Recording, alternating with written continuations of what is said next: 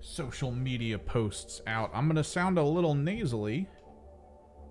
Before we went live, I had a pretty excessive, hey, you're going from dry cold to humid warmth a little too quickly for my liking nosebleed. So I got a tissue shoved up there. Hoping for the best. It has been maybe 5 to 6 years since the last time I had a massive nosebleed due to temperature shifts and whatnot. So, a little lightheaded. But it gets better.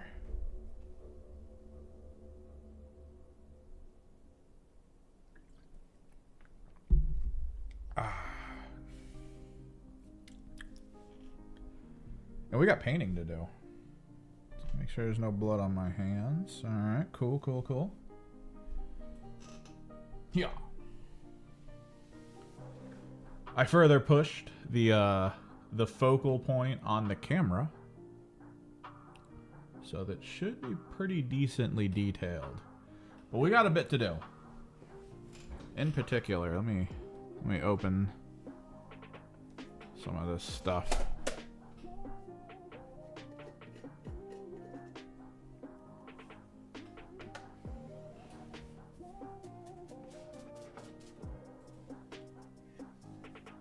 There's always like a little bit more we can push, like on the little banners there. We can do a little bit of highlighting along the bone. I did a couple things off stream. I worked up this purple midsection. Let's just actually no, hang on. There you go.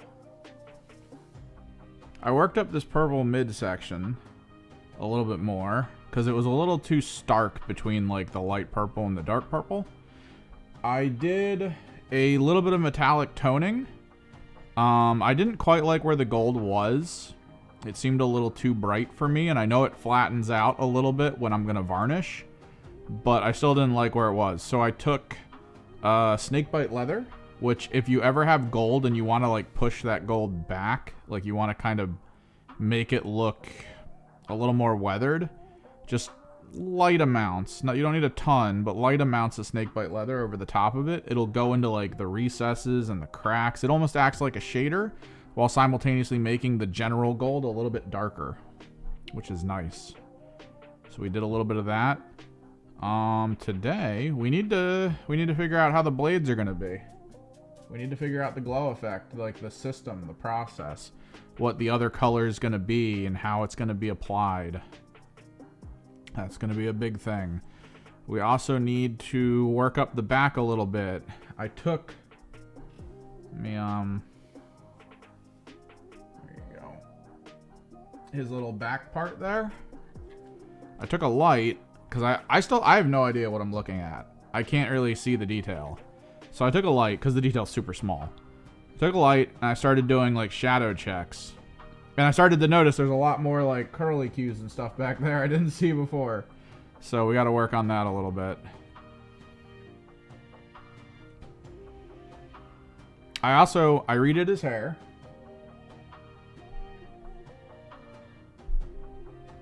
I wanted to push it darker blue. And then I wanted to use a gray on most of it, like a really light gray. So I ended up using...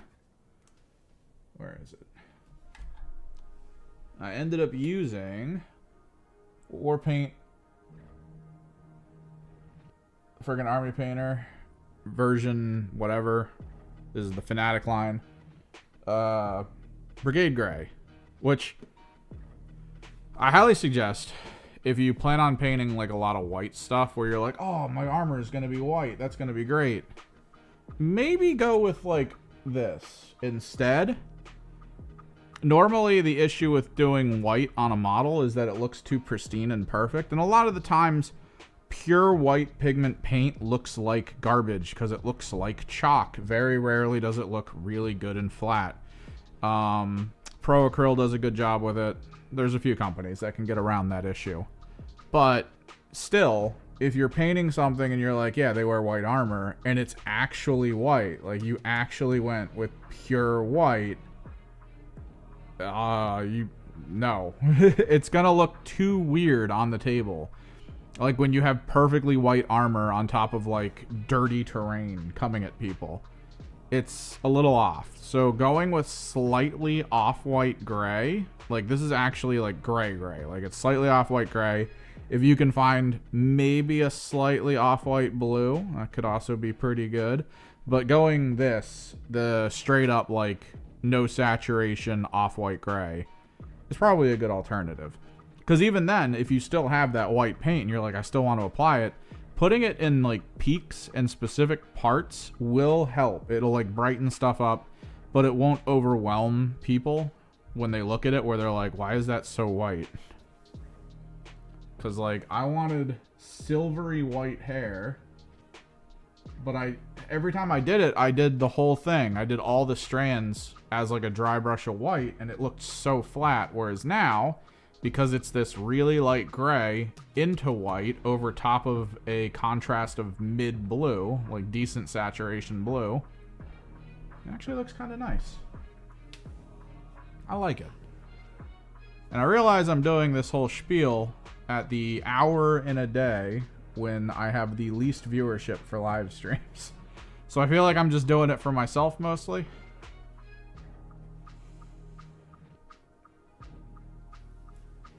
And that could be the case. And that's fine. Let me pull back the zoom a little bit.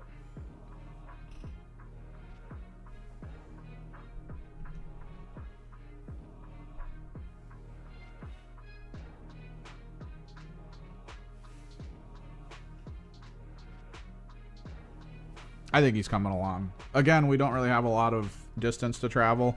Another thing I did, he has leather straps in the middle part of his armor and his waist. Maybe I can get that here for you guys. Yeah, you can see it right there above the face. It's like a little gray now compared to the gold. Originally, I was doing them as brown leather, but it looks so much like the gold that you couldn't tell. So I went, nah, screw it, we're doing black leather. And I think it looks better. I think it looks pretty good. A sort of off gray, dark leather. It's nice.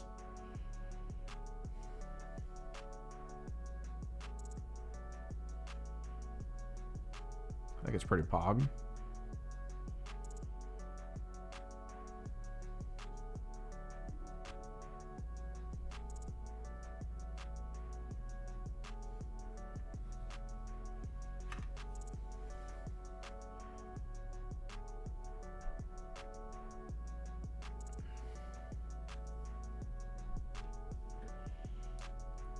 But yeah, we are in the detail stages. Details, details, details.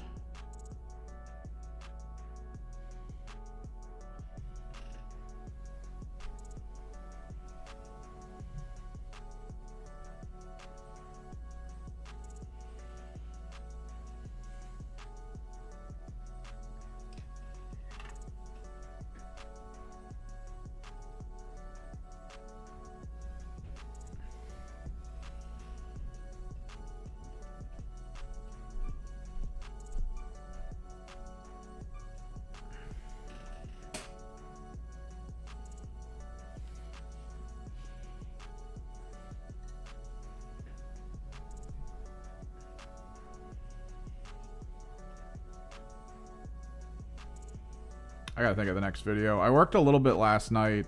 Again, I think I've done this once already and it didn't work out. But we're trying again. I'm trying to retool my video formatting, like the way the videos are made.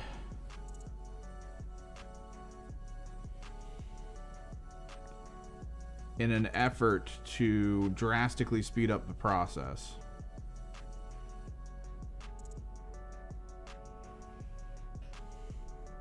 That's always the goal, I think, at this point for my channel, is to maintain the animation direction, but to approach it in a way where I actually have to, like, Hanna-Barbera everything I'm doing, like, much harder.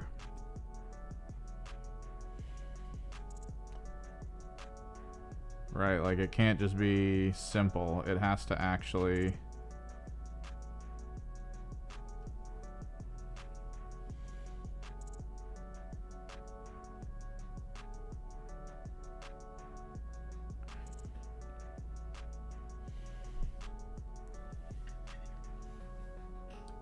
It has to actually have, like, some decent impact to it. The goal, of course, is to make... like, the main thing I want... Because I do a lot of zoom in, zoom out, like that kind of stuff to try to keep people's attention spans.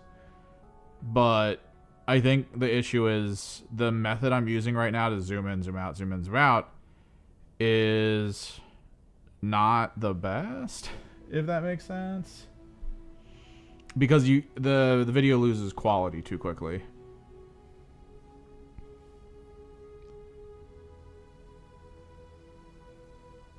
Like, I really want the images to remain fairly sharp, but still have the gist be like, oh, I'm zooming all over the place. The problem is, I think that means the video has to be like an 8K video. I don't know, because the method I use, I think even if the video itself is 8K, and then I zoom in and out during the process, I think it's still, like, the way I zoom in and out is still in 1080p, so it's still, like, taking the 8K, scaling it to 1080, and then zooming in and out of that 1080 using the method that I use. I gotta look into it. I gotta see which process adjustment needs to occur.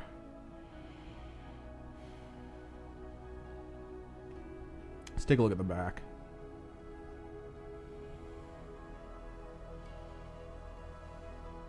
Because there's like little things here that need to be gold. There's little ones over here. There's actually little teeth here. There's a lot on the back that needs to be upped to gold. That I really should have done forever ago, but I don't know. Looking at the back, I was just like, maybe we just leave it. Friggin' cobalt, not even care about it. That was a mistake.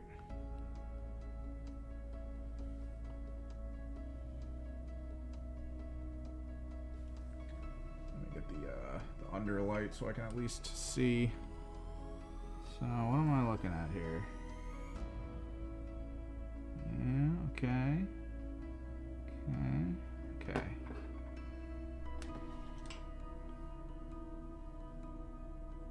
So it actually comes up like this, and then goes around as the swirly.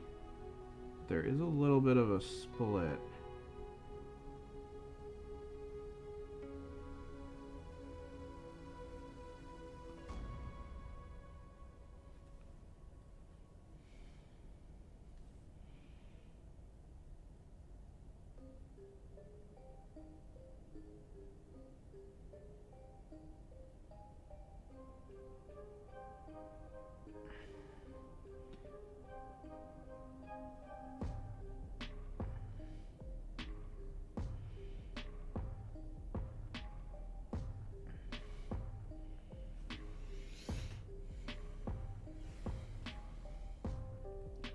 And then I think we'll up the purple game as well on the back here.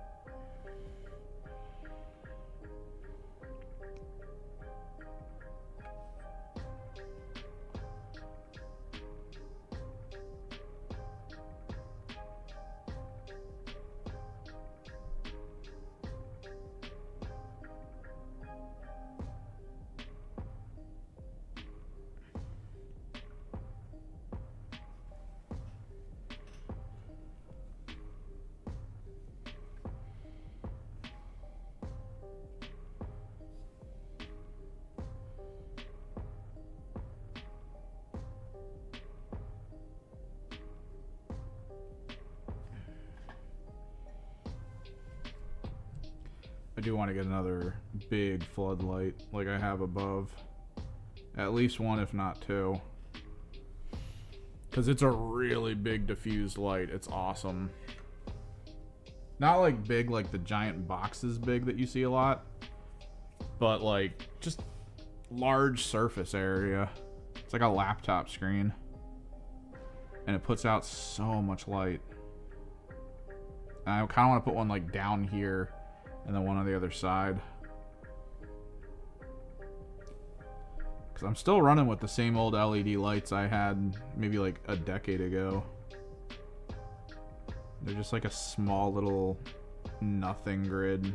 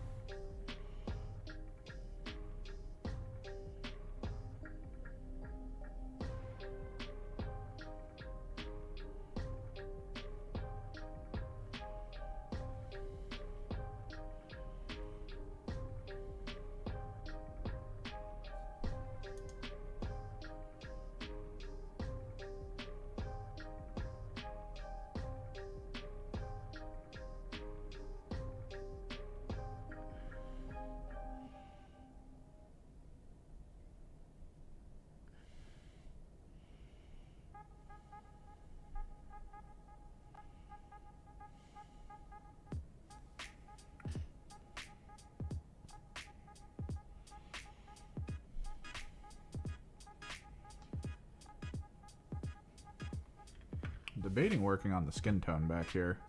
Because technically he has a tied corset back, but it's made out of flesh. His flesh. Classic.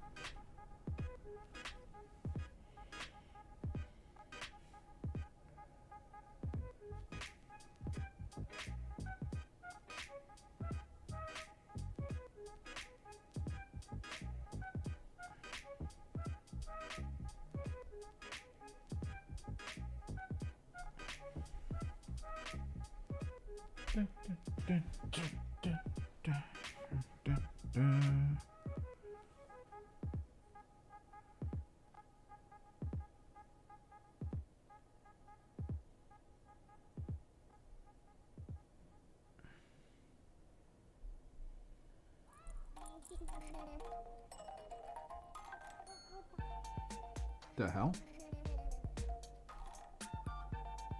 I don't know. I don't know how I feel about child beats.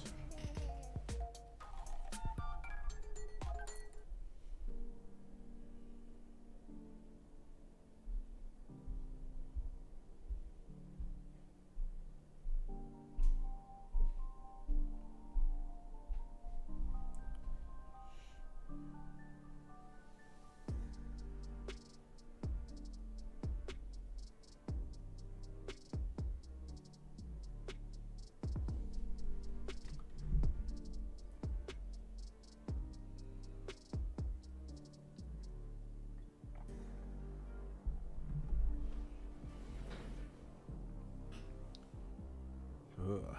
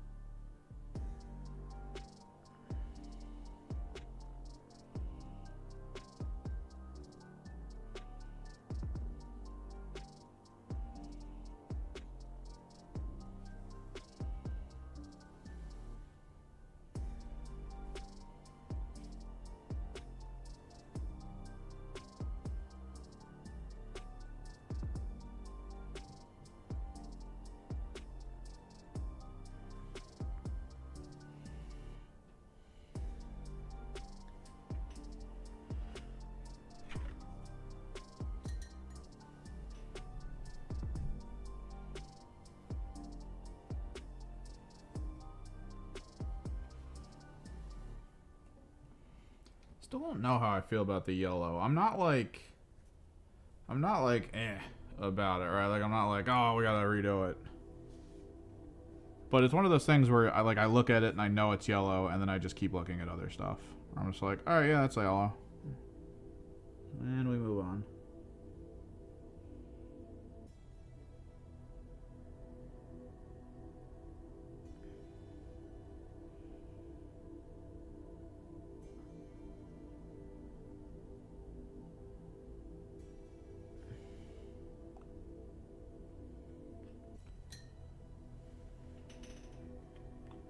Poggers.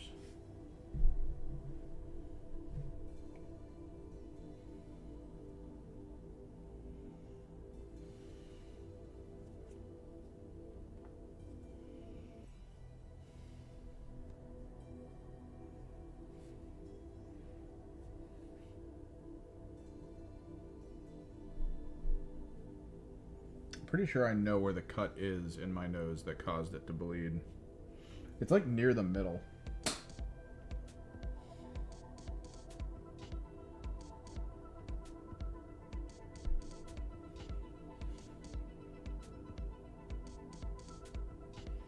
No, now my nose is all coagulated and I really want to like clean it out, but at the same time I really shouldn't.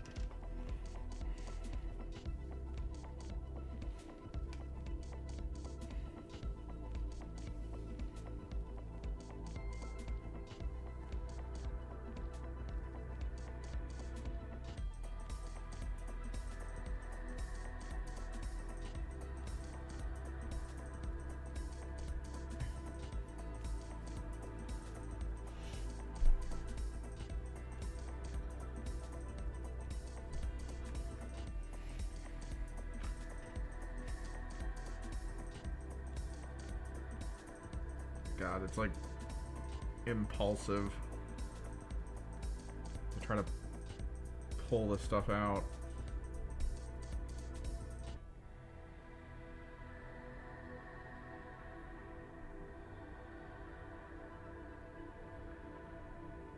So I'm pretty sure I know where the cut is, and I know how this happens every time. Because I barely, like, when the temperatures shift between, like, dry, cold, and humid, warm, because this house has a humidifier and the heater. So I was out for a while today, and it's snowing, and it's like 20 degrees, and it's friggin', there's no humidity in the air. It's ridiculous. And then I came back in, and it primes a thin surface in my nose to be like, yo, touch me. And I do that slight, like, top of the finger under the nose rub. I'm just like, eh. Like, I can't not do it. And then 2 seconds later, I feel like my nose is running, and I'm immediately just like, oh no.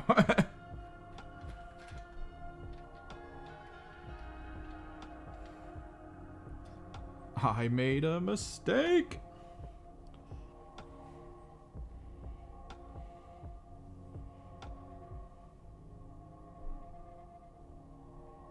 I need to be very careful here. I probably should have sacked up and did non-metallic metal for this. I don't think I have enough. Like, okay, I have the stuff for silver, 100%. I have a palette that I really, really, really like for silver. I 100% do not have a palette for gold. Because it's like, there's so many options. Because gold is one of those interesting things where you can go so many ways with it. You can do so many different base colors that work. From just like a simple orange to like a simple brown to like a mahogany. Like, you can start from mahogany and it looks really good.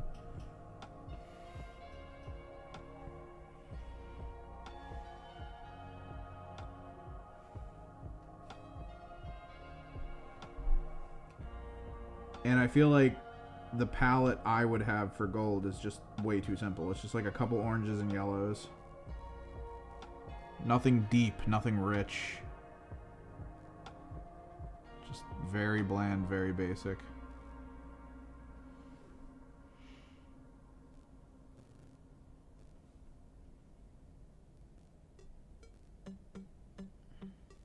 So I have to kind of rely on the metallics and the anti-shine matte varnish.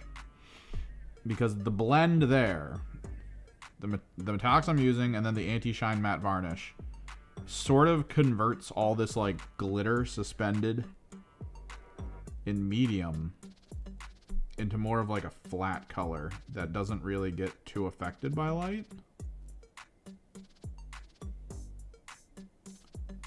Which is kind of cool, just a little bit.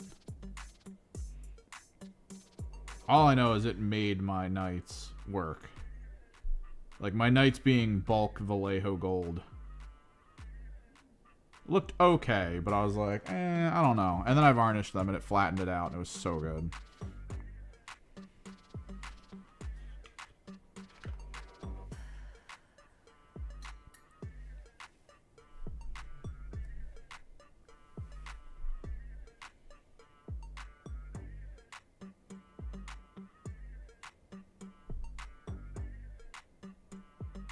Let me think how we're doing this. I do want to kind of touch up the skin on his back. I can either leave it that lilac color that it is and just start pulling more lilac in. I do have light violet, which could work.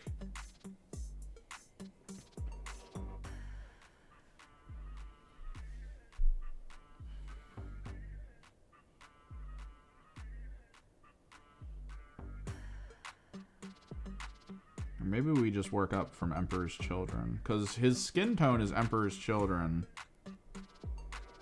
I think. I did Emperor's Children into the light magenta, I'm pretty sure.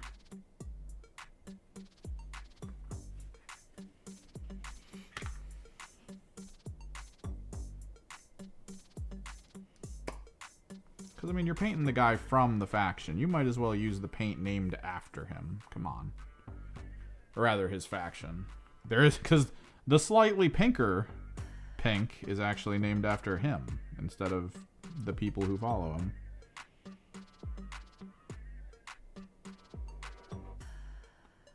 So this will push it a little closer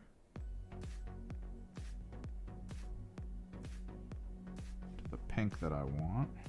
I should probably move away from using this brush. Move more into an actual layering brush. That way we can get some better stroke texture.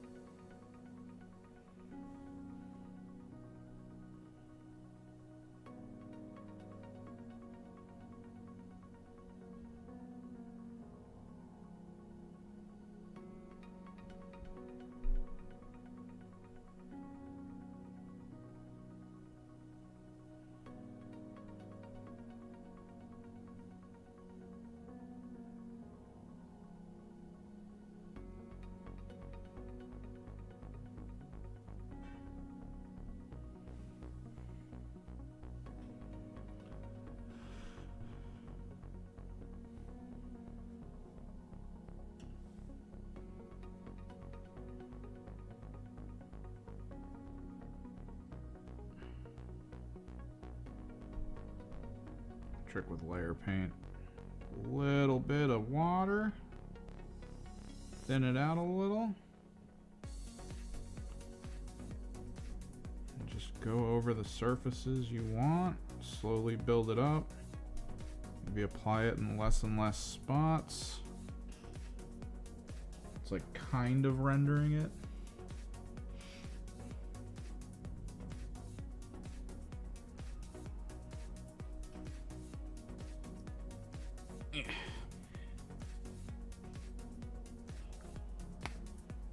Light magenta. My new favorite skin toning airbrush color.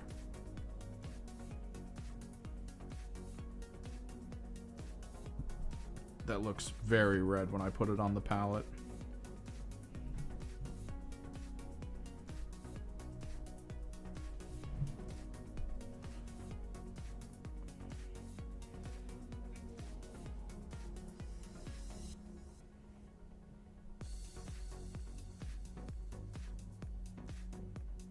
Man, super slow day. It's almost like something big was announced recently that's made a large center of the population on YouTube more interested in that.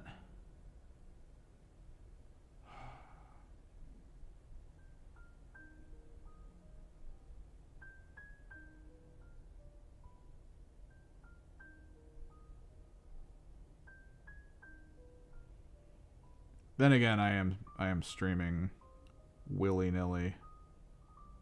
No rhyme or reason.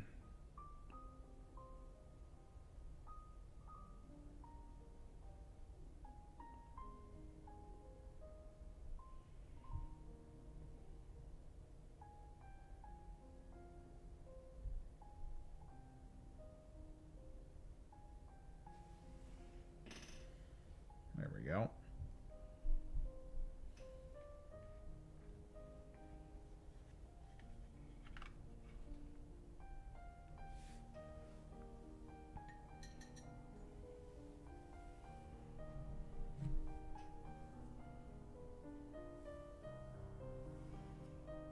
What's up, Sond?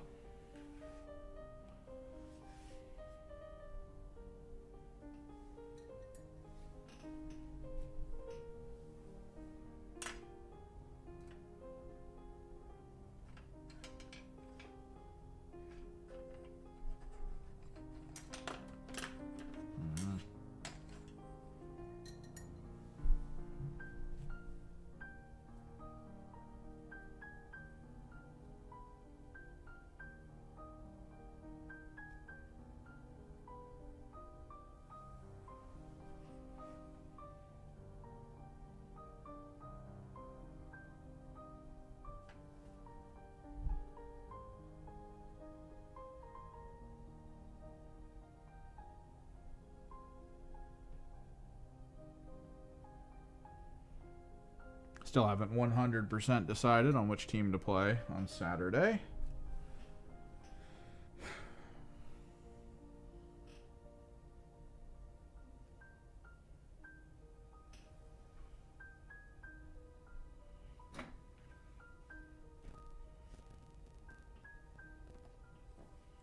I think I'm down to cultists or maybe Corsairs.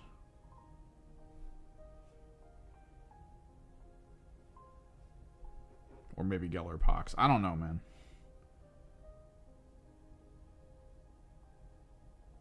I was looking at Geller Pox and I was like, that could be fun.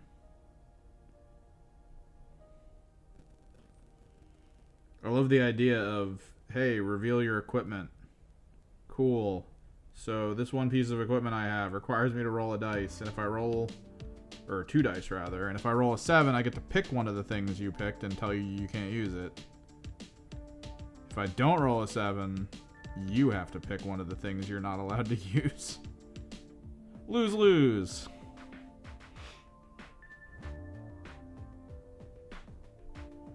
But I'm trying to look at them for like the victory condition, and I don't know if I see it. I still like that the Hulks are kind of designed to not really do anything other than get into a good position and then charge someone. And that's all they're there for.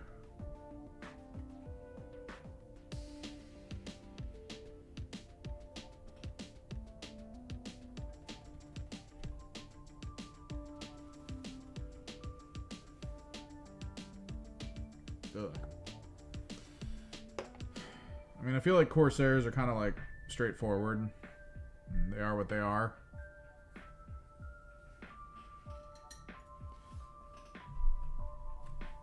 But then Chaos... Well, okay. Corsairs are what they are.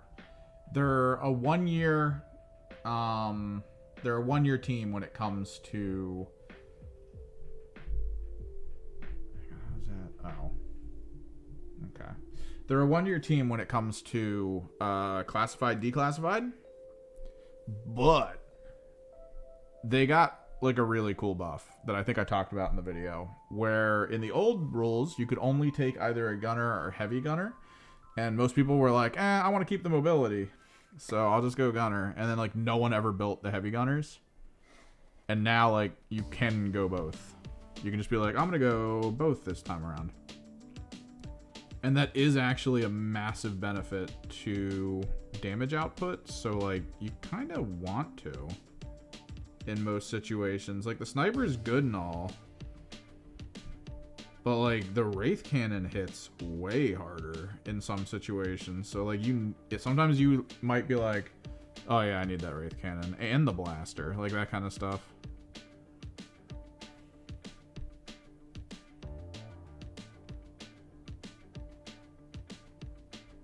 I think you can use both. Can't remember.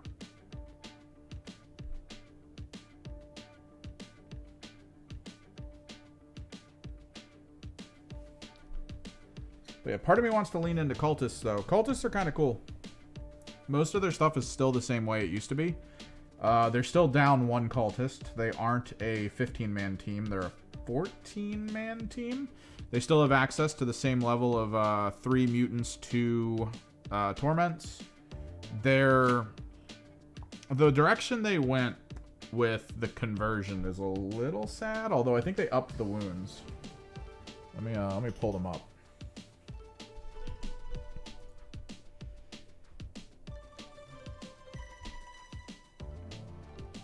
Oh no, Patrick Dempsey's trending.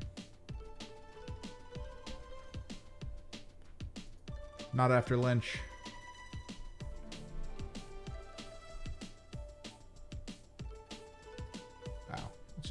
Something.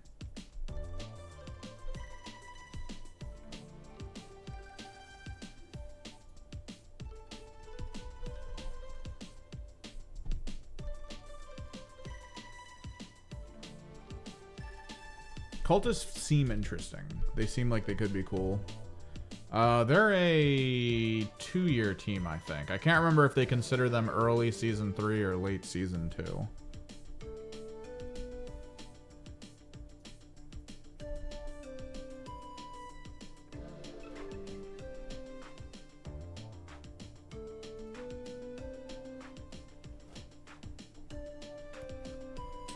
Some of the things I don't like is the absolute random effect.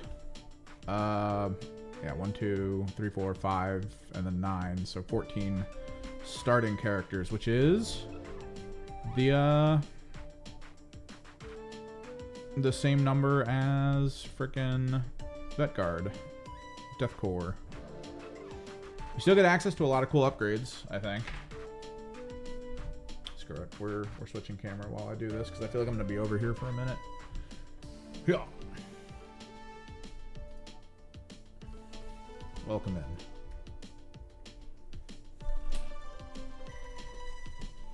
Because it's the same thing. The first time you get an upgrade, the first DVT operative, yeah, the first time you become a mutant, you set the mutant enhancement from here. And it's all basically the same stuff as before. I think this is a little different, but it's still good because drop is ignored. So early on in the new rules, I got directed to a YouTube channel where it was like a group of people kind of round tabling what they thought the rules meant, and then making their own like FAQ, which it's a little weird to be like, hey, we didn't make the game, but we're gonna make the FAQ for it. It's like, okay. But they made an FAQ in which they claimed that climbing can be done in place of dropping. Therefore, units like the Harlequins can go up and down for an inch. Like you just go up and down 1 inch whenever you do it. But then you have people like this who are like, yo, if you drop, you just ignore the vertical distance from the drop. So like, there's very clear layers here of like, dropping is a thing that occurs, and it is important to know this kind of stuff. So I don't know. What's up, PhD? Like, this is kind of cool in most of like the friggin' vertical maps, but honestly, they still have the system. They have the system in this that I like, where you have a turn 4 super soldier, because you just keep paying a command point and then applying one of these to a single unit. It just gets them. Even from like an early stage, I think. Like you can do it. Where is it? I think it's this. Operative is activated. Yeah. Operative cannot be selected for this point more than once. Okay, they got rid of that then. You can only do it single target. There was a way earlier to be like, let me give one guy all the upgrades. Like, it was so crazy. But yeah, like +1 to move stat, probably a solid choice. Save stat, it can be useful, but you're in melee most of the time, so that doesn't really matter as much. Enemy operatives cannot assist. This one's not bad. Each time you strike, you also inflict 1 damage on each other enemy operative within this enemy's control range, or D3 if it's a torment. This is a really good torment upgrade against Horde, but I think this is the really good torment upgrade against Elite. Doing D3 mortals after a charge on a single target.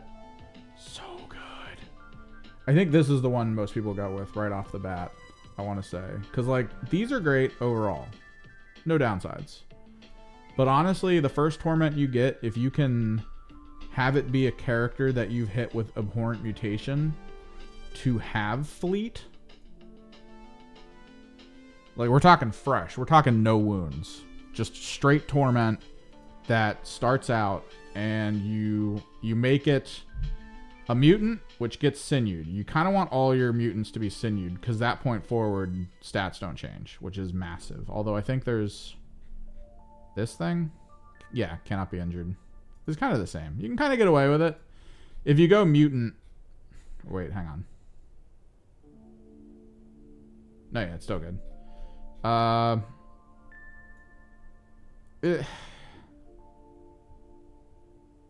You can kind of get away with it. You don't need this if you're just spending command points all the time, but honestly, if you're trying to conserve, this is probably a better way to start. I feel like on mutants, it's between... The mutant stage is between Fleet and Sinewed. Very rarely do you want to go Chitinous, because mutant armor is 5. It will up it to a 50-50, but for 7 wounds, who cares? This isn't saving you. You're not invulnerable. You've got a mid-tier Feel No Pain from the new Feel No Pain rules. It's the new system where I don't get to just roll Feel No Pains for everything. I can only see if I can reduce a 3 or more by 1 on a 5+, which is terrible. So like I don't know the value in making this a save unless you're playing against some weird army that's all shooting but barely ever hits you more than once or twice and has like no armor reduction. Like it's got to be like one of those thread the needle situations, right?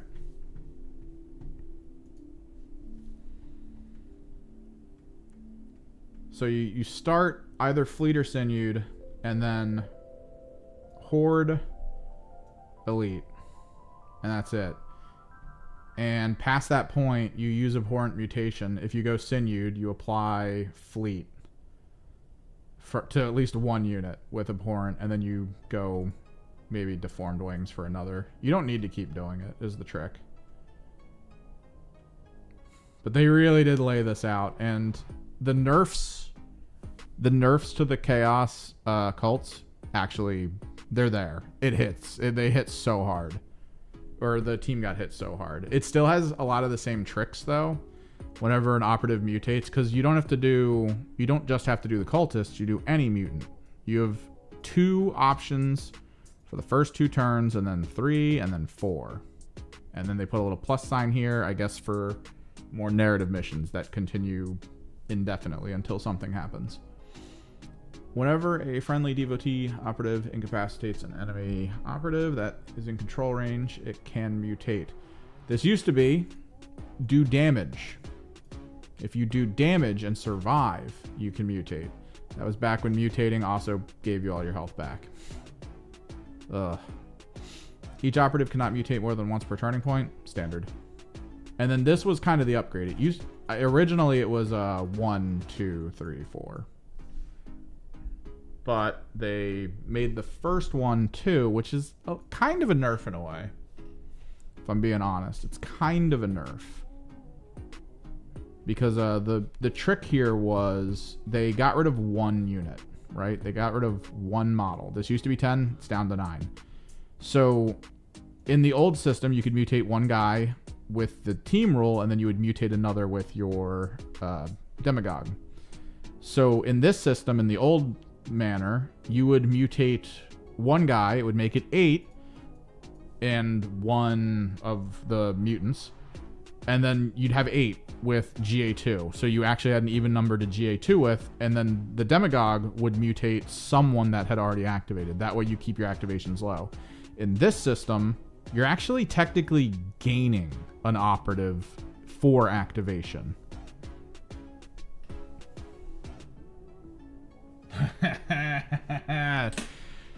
Surprise, not a data slate. I'm thinking of which team I'm going to take on Saturday for a game. I think I want to do my cultists because I love my cultists. I did. They were too powerful when they were released, so I opted out of using them for most games. And they seem weak enough now that I'm like, maybe. But yeah, you get that. You still have access to the same concept as before, which means with this, you can use these to mutate your leaders when they are low on health, which is nice.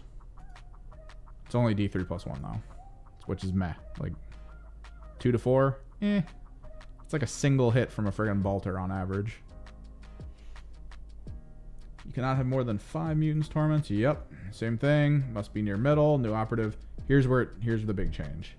New operative type loses a number of wounds equal to the lost wounds of its preceding operative type. I kind of hate this. The old method.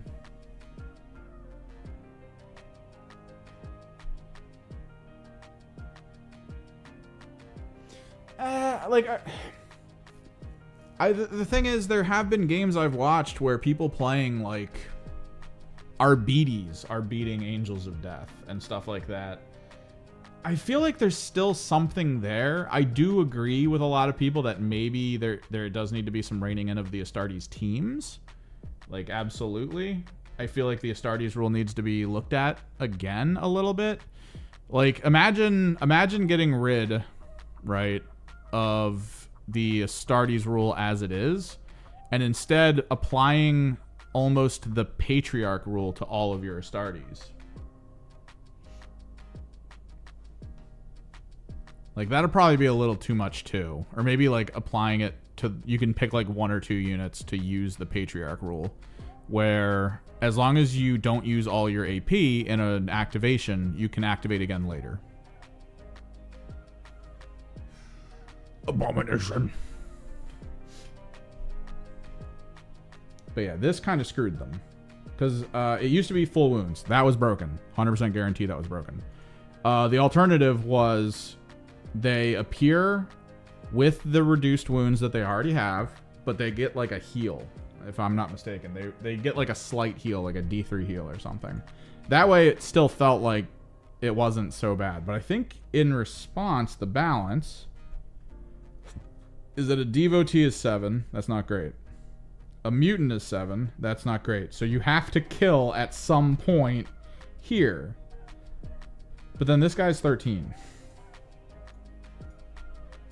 So at best, he's starting just around half if you almost have one of these dead.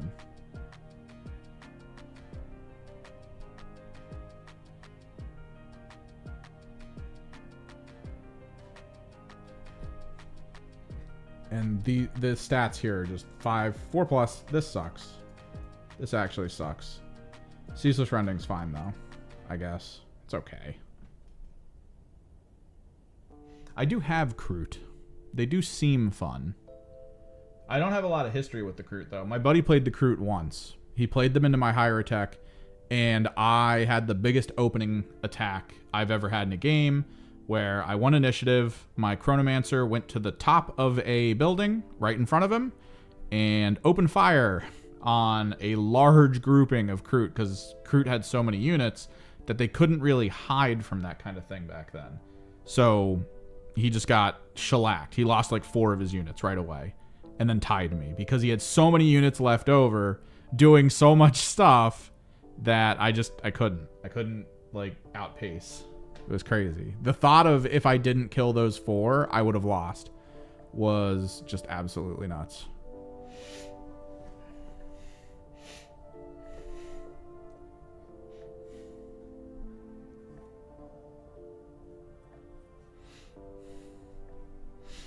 Ugh, nose itching, can't scratch. Don't want to reopen wound.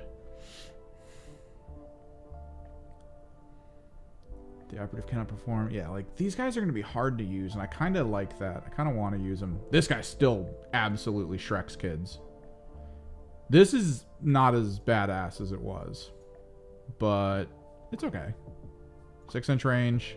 I think the original was if you're within 3, you're about to take like 14 wounds. Like that kind of thing. Like it was not good for whoever was running up on this guy. But range 6, dev 2, lethal 3, 5 attacks. You're looking at maybe 3 to 4 on average, so 9.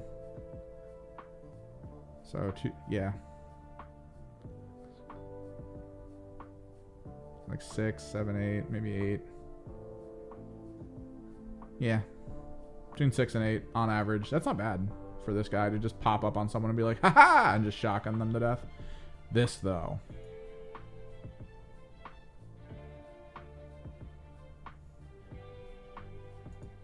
This,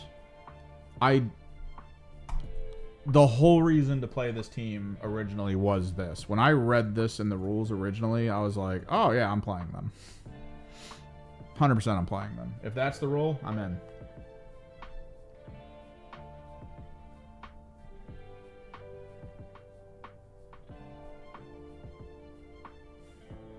Like turn 1, you hold this guy to the end.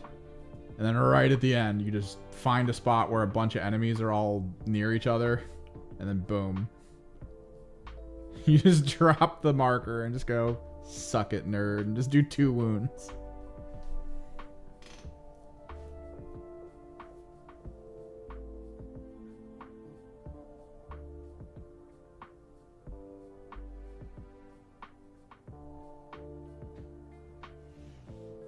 That's nice. If you're Imperial. I have a lot of Chaos armies. I mean, we're kind of working on this guy right now. But I'm taking a break because I'm thirsty. Nosebleeds will do that to you. Hiya!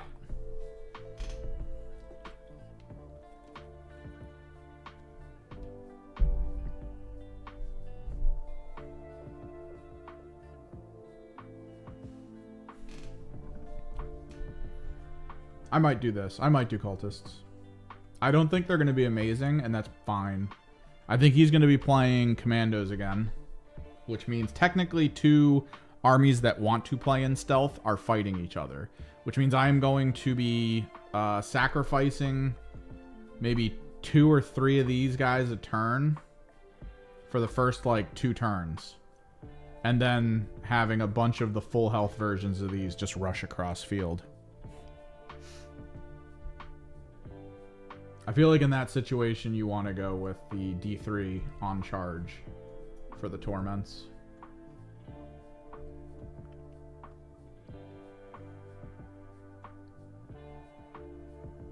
The alternative, though, let me,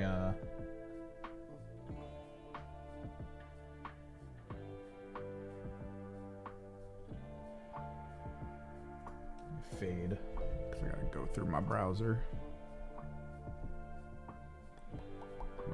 Where are they? Because I'm pretty sure cultists are going to be a 2-year team minimum, if not 3.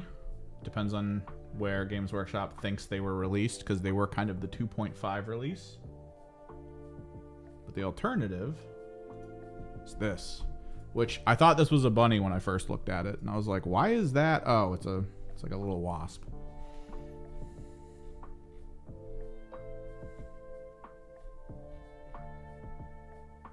These are a 1-year team. I think these might be more fun into commandos.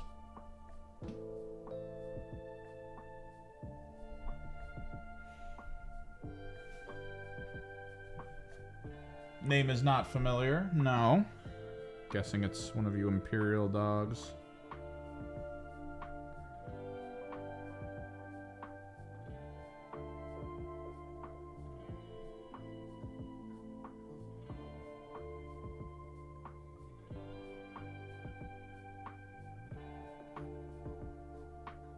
Oh, Emperor's Children, nice.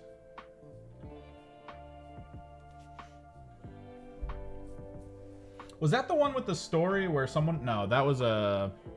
I think that was a word bearer one. There was the story of the soldier that went to go talk to one of the Chaos Dreadnoughts to learn about their history. And like he was sitting there for a while and they were like going back and forth, waxing poetic. And then out of nowhere, by the end of it, he was like, oh, that was useful. Thanks for that talk. And then the Dreadnought was like, yeah, no problem. Hey, how's the front line going? Or have we beaten the Emperor? Has Horus finally done it? And it was like, oh.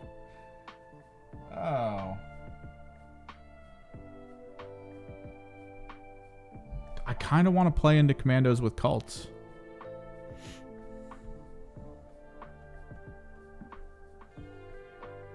The thing is, I don't want to play based on like, oh, this will work really well. I don't really care about that.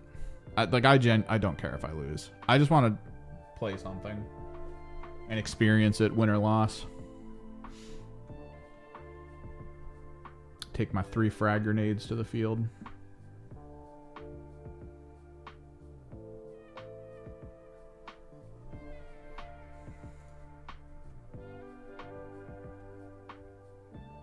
I might do these guys. I don't know.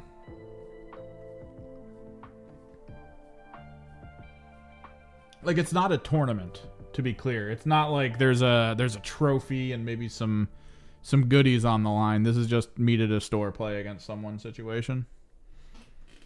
Like, if we're going for trophies, I'm probably busting out my Plague Marines or my Mandrakes.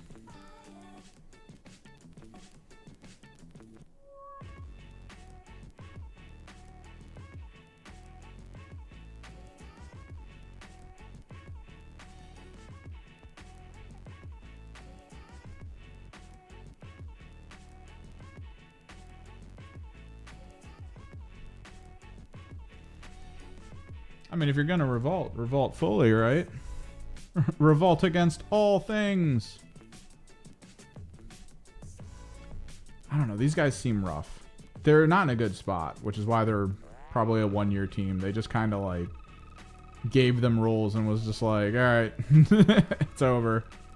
Whatever. We don't care. Because this, like a lot of this, I hate 90% of these rules. Because you look at this and you're like, dude, that's an insanely good rule. That's awesome. What? They have to be within control range of my people or 3 inches of a glitchling in order to lose one of the attacks from the ranged weapons?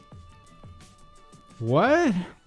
So the only purpose to this is to have a glitchling and a Hulk on the wall, or a glitchling and a mutant on the wall, because then if something runs to it, to try to shoot it from the 2 inches, they need to decide what they want to shoot at -1 attack, which that's not even a good place to be in the first place for this team. Like, that's not what you want.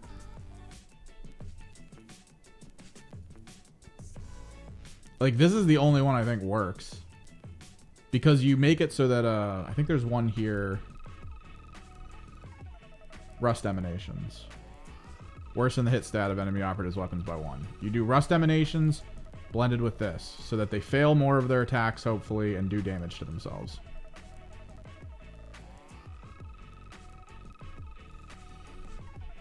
Outside of that, like, most of this just sucks. They have the new, not so great, Feel No Pain. I don't know. I kind of want to try them. I know they're only going to be around for a year, but I got to think of, like, this. Like, spending an extra AP for pickups and all that.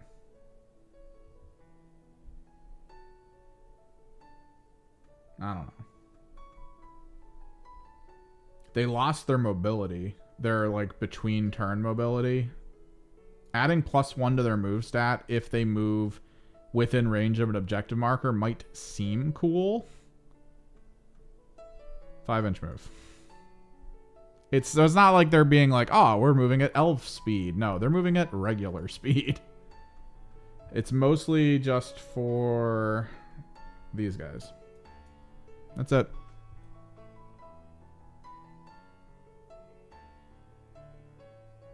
I don't miss mixed teams. Mixed teams are great for flavor, but I want to play a game where I'm gonna go to like a tournament and not fight the same shit, which is probably why the current iteration of Kill Team is so annoying to people, because everyone's playing Warp Coven, Legionary, Night Lords, like, and I think what's the other one? It's Kasserkin with agents, right? Like, it's agents and Kasserkin, because you go like plasma cannon, plasma pistol, plasma gun, melt-a-gun. You get access to the dash ploy that the Kasserkin get, and then you just melt stuff all day long. Some mixed. I wouldn't mind like the first version of Kill Team, like the last iteration of Kill Team's mixing, but like there was stuff prior to that where it was like, you can take these kinds of units, and then at the end of the day, everyone was like, all right, I'm gonna take 5 guys with plasma guns. So, well, okay. And then that apparently became every game. Every single one. All of them. And then, like, they released Nurgle Terminators, and, like, that was the only counter. So it was either guys with plasma guns or Nurgle Terminators. So these guys have group activation now, which is nice. I think you get 4 total. Yeah, you would take 4 total, probably of the eyes or curses again. Curse mites are good, but against friggin' low health guys, this is fantastic. Shock and stun.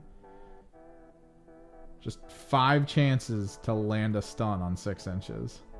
It's fun.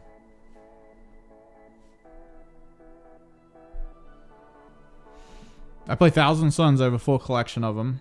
I play Chaos Knights. I have about 3,000 points of those.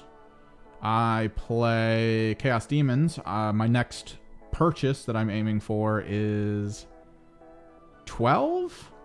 Yeah, 12 Screamers, because I want to play full Zinch as Demons. And Screamers are the meta at this point. Afterwards, I'll probably have to look into getting 12 Flamers, just in case Flamers become the meta, because then I can just go back and forth between all my blue horrors, pink horrors, Flamers, and Screamers, along with my 3 giant burbs. Well, of course. All is planned. I don't know, like, I do feel like cults instead of this. Because, like, this doesn't feel, like, none of this feels good. The general Feel No Pain of reducing damage by 1 on a 5 does not feel as good. The greatest moment I ever had with this team was when a buddy of mine lured out my Lumberghast in a round. He lured him out. He put out a sacrificial... what was he playing at the time? Corsair. He put out a sacrificial Corsair. I killed it. No, it was Harlequins. He put out a sacrificial Harlequin and I killed it. And then he unloaded for the rest of the round everything he had into trying to kill this guy. And I rolled every single Feel No Pain except like 1. Like, he put out like at least like 50 damage. And I lost 1 wound.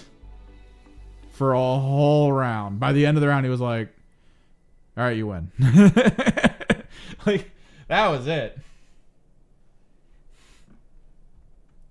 They did need to rework Feel No Pain so they flowed better with the game and weren't as brutal, but like, I don't know. This iteration feels a little more proper, but at the same time, it changes the metric on what you think is going to be achievable, right? So I can't just be like, oh, let me chuck my bloat spawn out there and watch him survive for like 2 rounds of getting shot in the open. No, like, he'll die. He'll die real easy. 20 wounds ain't nothing with 5+ save. Like, you can... I think I did... The most damage I've ever done in a game was with a sniper from the Wormblade. I swear to God, I did 3 crits and a hit. And the person I rolled into didn't make a single save. So it was just like, you take 23 damage. Just dead.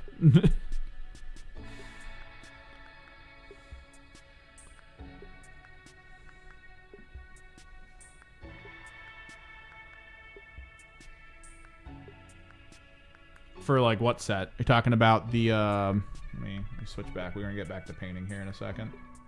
Fun little romp through random information lane. But yeah, like what are you referring to as a set? Are you talking about like the combat patrol, which I highly suggest not buying because it's not that great? It has Terminators in it, though. Technically, if you're starting out, it's not the worst way to start. And personally, I do want a ton of Zangors because I want to do like a weird Zangor army. But at this point, I kind of want to do it with the Age of Sigmar, like little mortal guys, because they're kind of like Zangors, but you get 20 of them for $5 more than the 10 Zangors you get. Combat Patrol? I know it went up. I mean, most of the prices went up. List price $150. I could purchase it for $135. Could. But list price is $150. At one point in time, I don't know if it was a writing error or some weird thing that occurred, but there was a single day in the year where there were 20 of these combat patrols posted up on Amazon for $60. My buddy told me about this, and I thought to myself, yeah, let's do it. But I didn't want to do it that day. I was like, maybe I'll feel different tomorrow. So I didn't purchase it. And then I woke up and my brain went, you need 5 more Terminators in order to finish having all the Terminators you need. Getting 20 Zangors is not that bad of a thing for you because you want a ton of Zangors. You want to be able to do a Terminator Zangor army because there are some special interactive functions between Terminators and Zangors that I like. They're not that great, but they're there. You'll probably throw out or maybe retool the Infernal Master because you already have 3. You don't really care. But it'd be great. $60? Hell yeah. And then I went online, they were back up to like $150. No.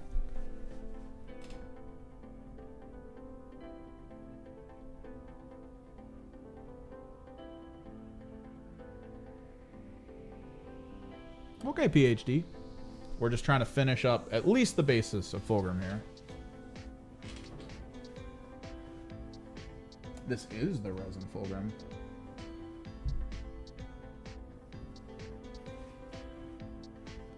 We are on some of the final stages of what to do with them. Here, let me tilt him back a little bit. Find something to tilt him back.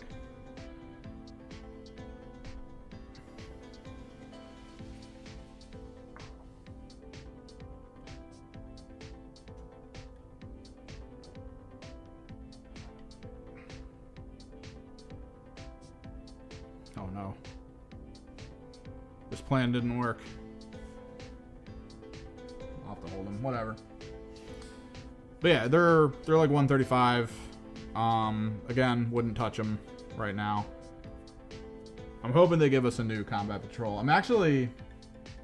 I'm super annoyed Oh, the bases for these are mostly going to be about texture. I'll do a basic thing with it, but we are not finishing this base because new Fulgrim or new Emperor's Children coming out end of the year most likely, and the day they tell me what size base Fulgrim is, if it is not this size, which this is Magnus size, this is a Magnus size base. I could grab them actually.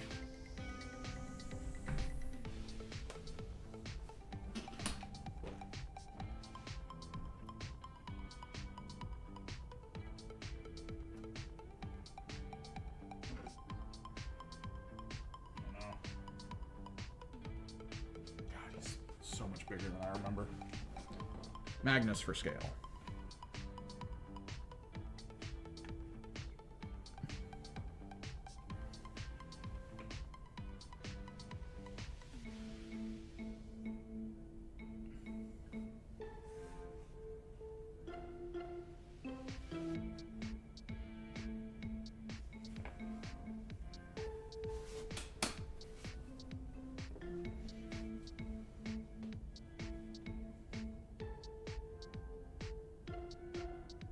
I was debating having him go armorless. But I was like, you know what, screw it. Nipple horns. We do it.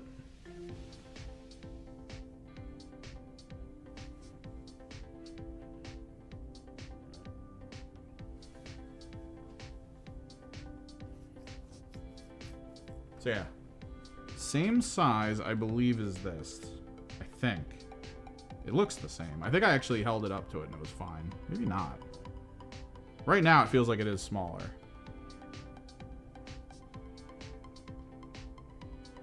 Nope. Same size.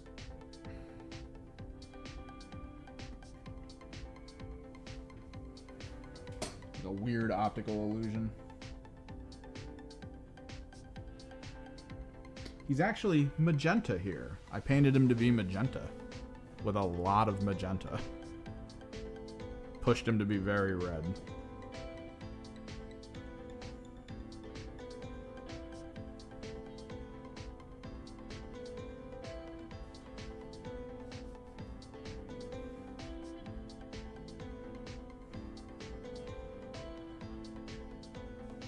So yeah, if they come out and they're like, he has to be on a bigger base, then I'll do it.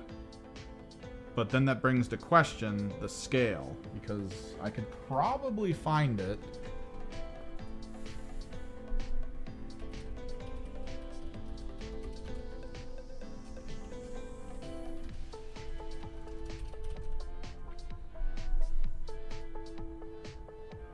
I think someone posted it.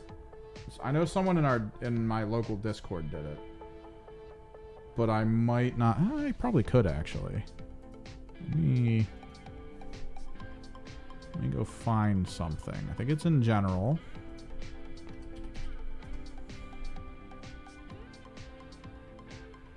Oh no, not him.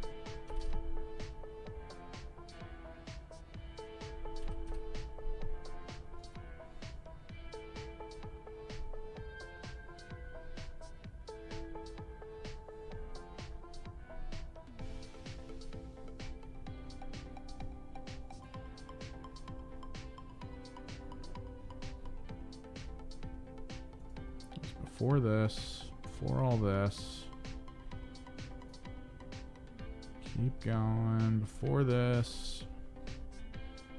No, where is it? Oh, found it. So this is why I think that the base is the size that it's supposed to be, right? Like this is why, because he did, here, hang on, full screen.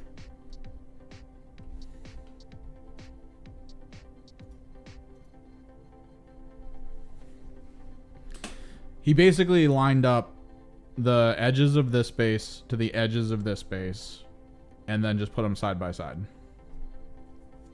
So scale-wise, they are very similar. Like even the wing here, his little frontal wing, feels the same as this frontal wing. Like almost exactly the same scale.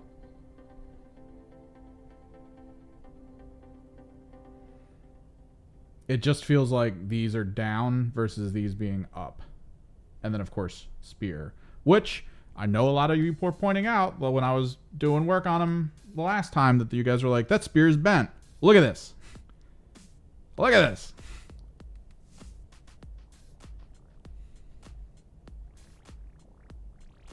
But yeah, they're basically the exact same size. So I do feel like the Fulgrim you're seeing, like, here is to scale.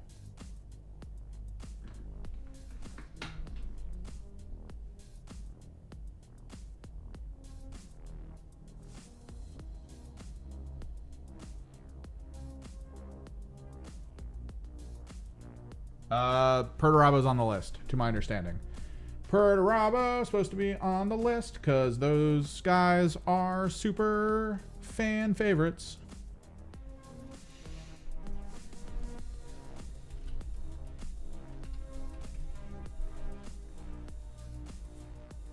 Yeah, Perturabo of the Iron Warriors. Supposed to be coming because the amount of Iron Warriors you will see at any event at any time, yeah, like that's a thing. It's a massive thing.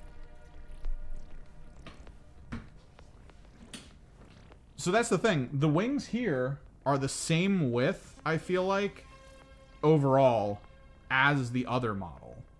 They are more narrow than Magnus. They're not super more narrow, but they are more narrow than Magnus.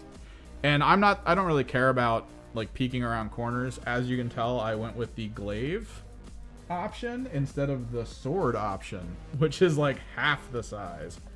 So I don't really care that much. Also, spear instead of sword, which is another shift.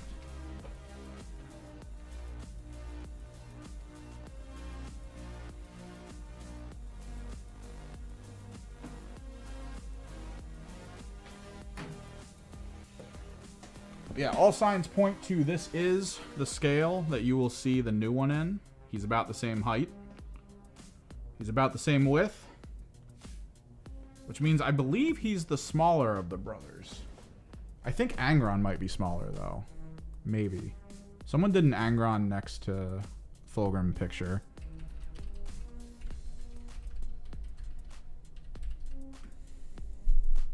Fulgrim versus Angron. That's lore. That's not a picture. There we go. No, Angron's thicker. So Fulgrim is the baby brother. He's the tiny brother. He's so dainty.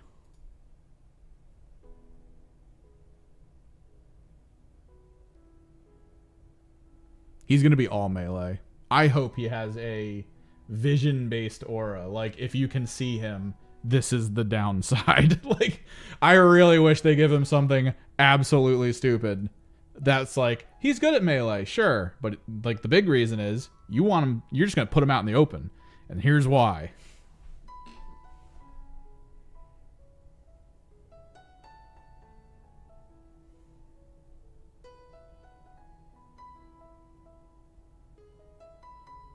Why are you trying to magnetize the gyrocopter? Is it for traveling? Is it for traveling? Because to my understanding, if people who usually have like the death copters and stuff, they try to magnetize the blades on top because it sucks traveling with them with those blades. Show.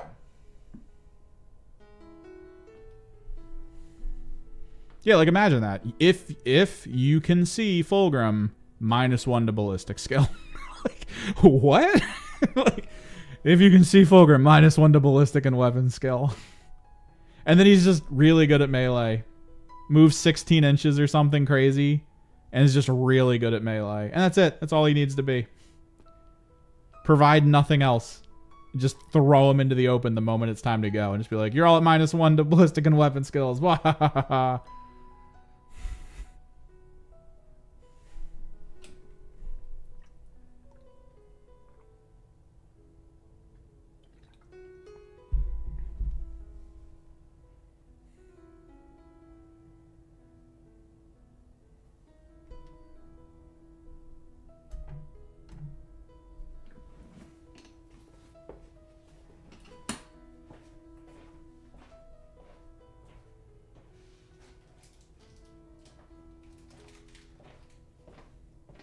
Do we do it, chat? Do I base him? I feel like this is the base size.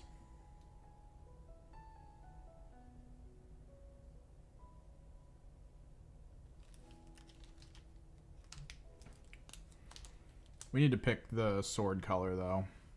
We started with chartreuse, which is why they are eye-burningly yellow.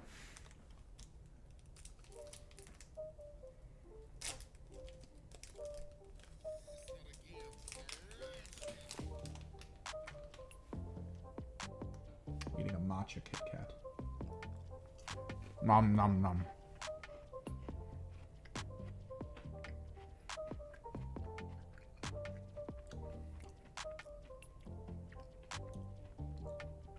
That is such a smooth flavor. No, it can be though.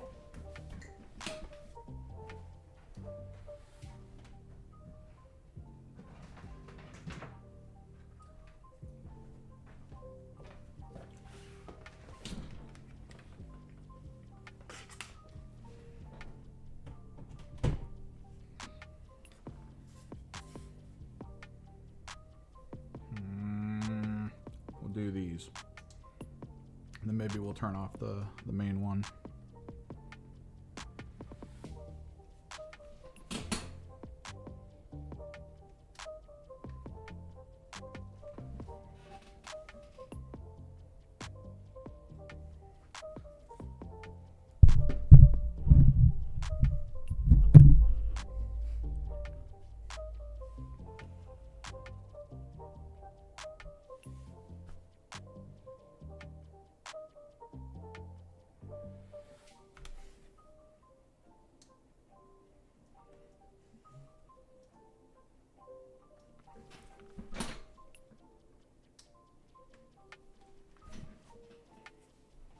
He is not glow in the dark. He is blacklight reactive. The store I go to does sell glow in the dark medium, which I could apply. It's pretty cool. You can water it down and you don't even see it on the model. Like it won't change a single thing about what you're painting it to because it's a clear medium. It's a clear phosphorescent medium. So at the store I go to, a lot of the people that play there, they love stuff to look grimdark. They love the approach of, all right, this is going to look like this faction. This is going to look like it could walk into this store right now and you'd be like, yep, that's a thing. They like that. I showed up and was like, I like bright colors. I want you to look at things and go, ah, right? Like, so I started showing up with all this nonsense and being like, I like it. And then out of nowhere, people are starting to be like, hey, check out this thing I did with this OSL using the fluorescent paint you showed me. And I'm like, oh, that's nice. And then I went in there and the store owner was like, yo, check this out. And he pulled out all these like little skeletons he was painting. And he was like, don't they look cool? And I was like, yeah. And he was like, that's not the best part. And then he covered them up so that you could see them glowing. And he was like, I figured out that glowing medium you were talking about. And I put it on like specific spots. So when the lights are out, like the armor was glowing, like the inside of the shield and stuff. It was pretty cool.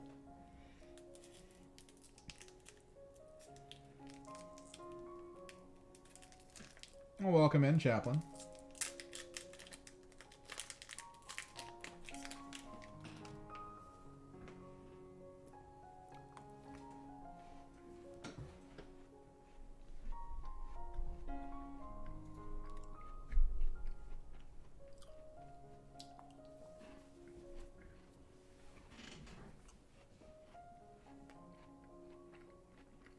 Nom, nom.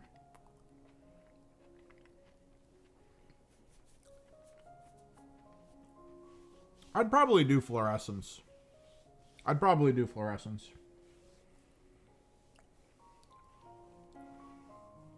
Chat, I'm debating reinforcing the glue on this guy to his base and then starting up the basing material.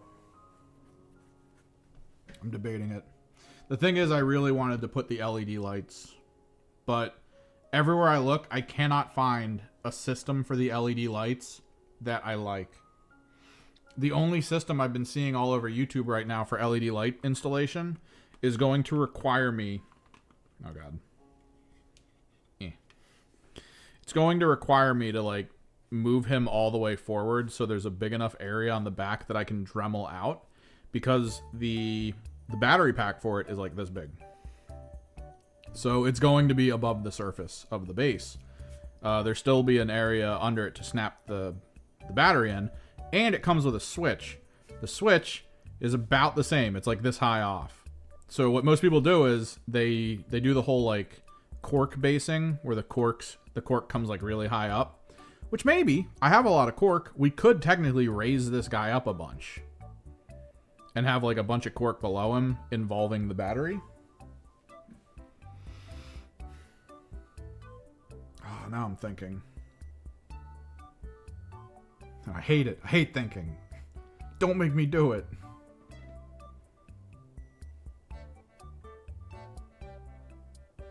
Because we have all the LEDs.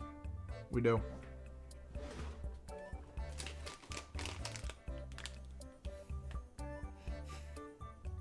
These are UV. They have the little capacitor pre-connected to them and everything. They're good to go right out of the package. I can just hook them to a battery pack and they're fine.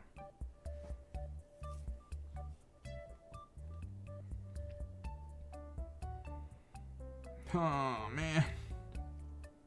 Like, I kind of want to do it. I kind of don't. Because here's the thing. This is a very large area.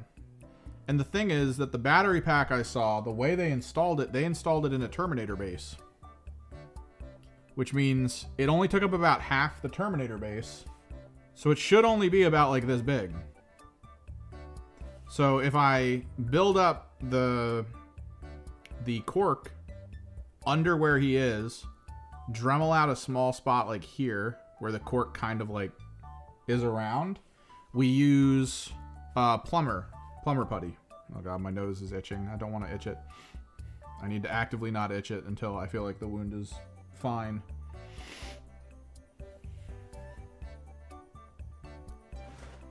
If we do plumber putty and all that to like wrap around it, make sure it's good, we could probably almost have the button and the battery pack.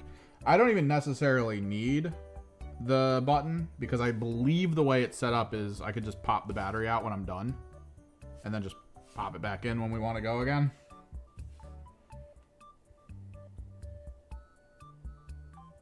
Maybe we do it. Maybe I order the battery just to see it. I think I'm gonna do it. What day is this? Thursday? Yeah.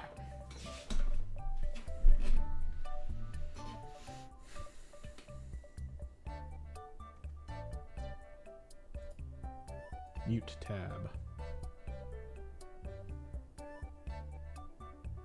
Did I put it in my watch later? Swear to God, if I didn't put it in my watch. I saw like 10 videos the other day about this. I swear I put one in watch later. No. I think we hold off basing though. When we're done streaming, which I don't know how much longer we're gonna go. This might be a short one today. I think I might just go find another video again and order the part, and we'll just see how it works. It's been the key thing. It's been my key thing with the Emperor's Children. I want them to be lit because every single time I go to that store with one of my crazy ass, extremely vibrant characters, like all the ones I've made for Underworlds, all the stuff I've done for my demons, all that stuff. Every time I go...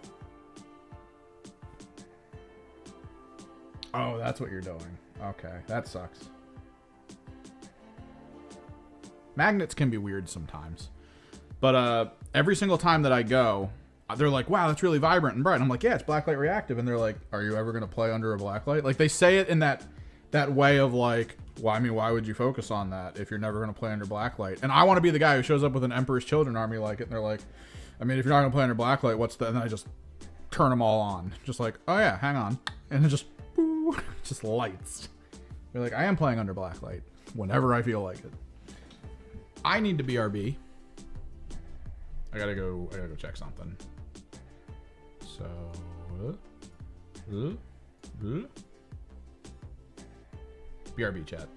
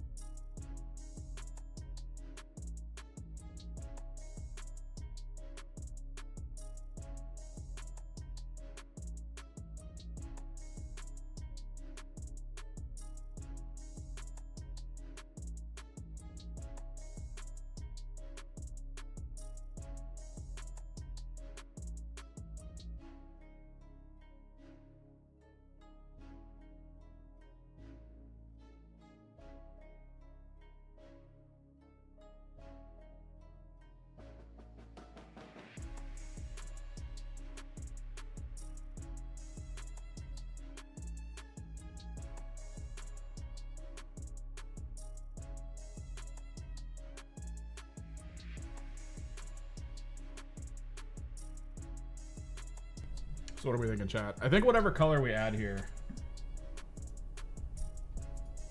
it needs to be a fluorescent.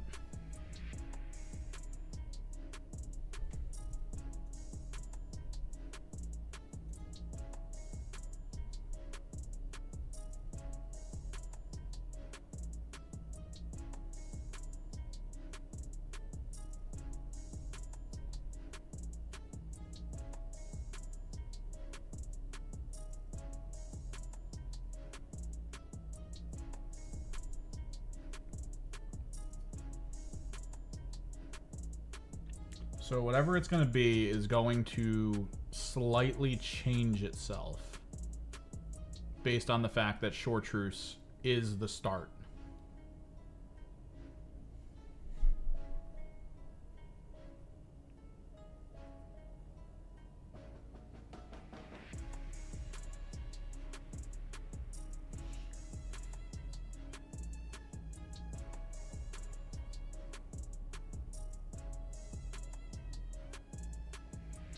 Other nostril is itching. I swear to God, if it starts bleeding as well.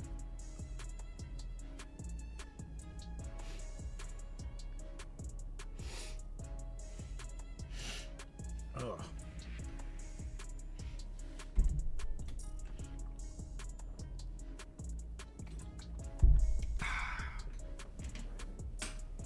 So, what we should probably do here, I think it needs to be a light color.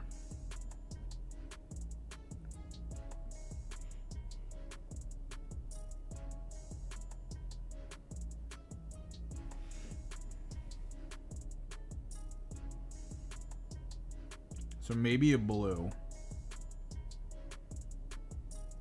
I'm kind of torn between fluorescent blue. I mean, we can always go the basic route and just go green.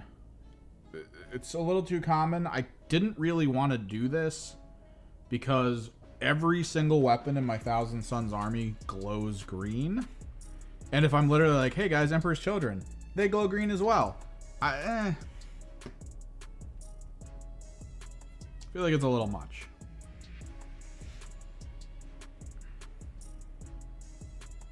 The other idea is we kind of apply like fluorescent magenta, or I do have an orange yellow, and orange yellow will just get pushed all the way to orange, which I think is a little better. It's like the separate direction to green.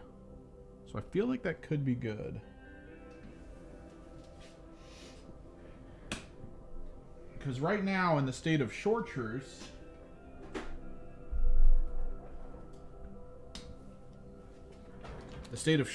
that it's in, it could go either way. It could go orange, it could go green. The alternative is that if I add like a pink to it, it should go purple. But then I feel like that's a little too much, right? Because he is pink and purple. Most of the character and unit color schemes is going to be pink and purple. It just is. So if ever there's like a power weapon or a plasma cannon or something that needs to be glowy, whatever we select here is probably going to inform that. Not necessarily that it's going to guarantee like, oh yeah, those are always going to be chartreuse to orange, because I mean then it kind of diminishes his weapons, right? And I know that there's 3 of them, and we could be like, oh, let's do a different one for each one. I don't think we want to do that. Actually, I think we want to not do that. He's already a little too visually chaotic, which is fine.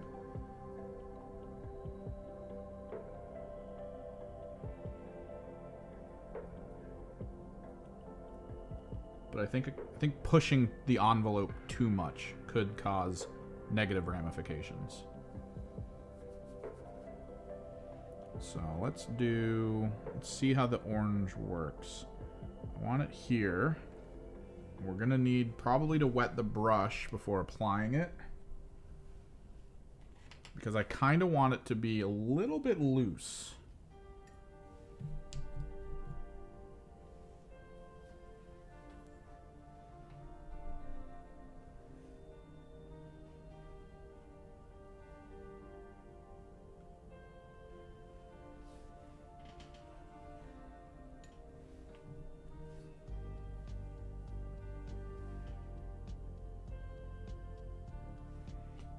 Again, the reason we're going to use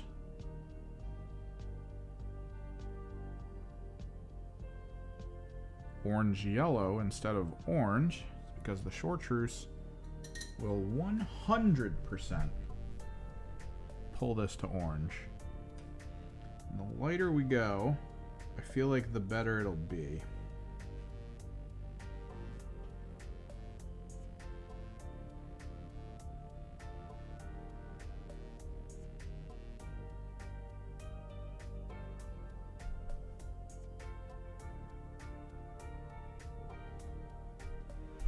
The question is whether I want to go pick up more so flat to try to do like chartreuse so flat, like a solid edge around certain elements, because right now we have high flow, and high flow is great. The application of high flow is pretty cool.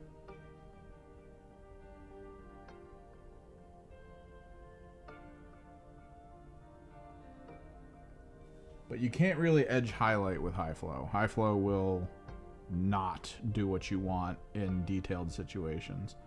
When you're trying to just get like a general texture, that's where high flow stands out.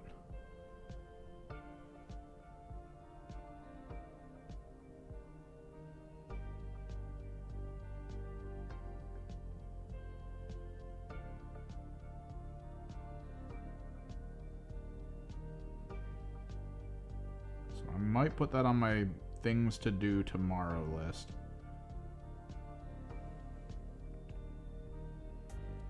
Because like this would be a good base to it, but we definitely want to go back in with something this insanely bright that is opaque and is just fully applied in one go. Kind of like how this works. I love so flats. There's a lot of people in the Discord right now asking about like different products like Vallejo and stuff. I feel like Golden, it's certainly not like for everyone, because you have to really pay attention to watering it down and stuff. And if you don't, you're not going to enjoy the outcome. See that right now.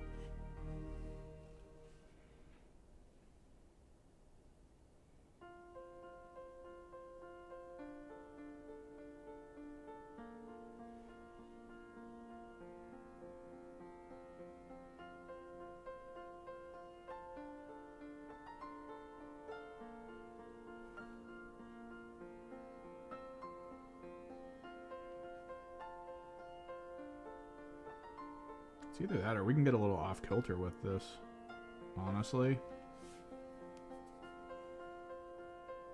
Nice.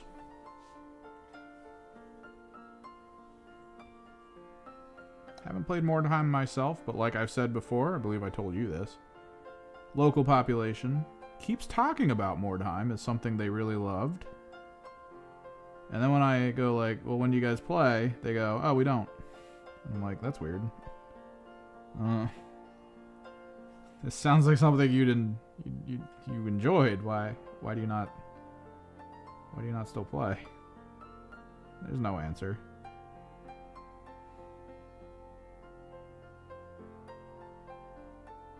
But it seems fun.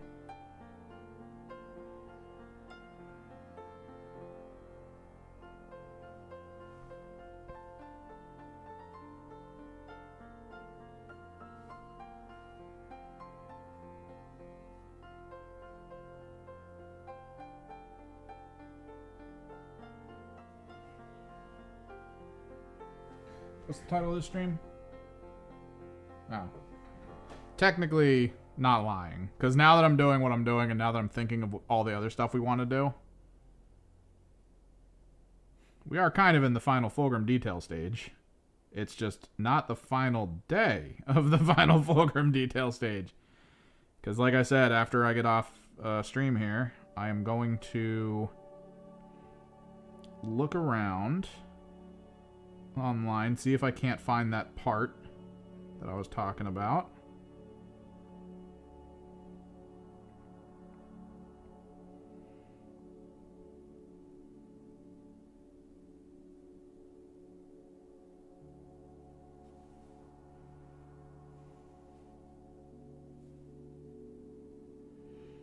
We're gonna go get some chartreuse paint probably tomorrow.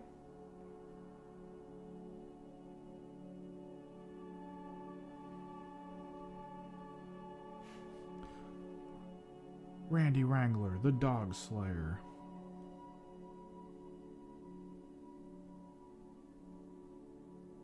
It's a GTA RP joke. I do not wish to elaborate further. Just throwing that out there. don't really.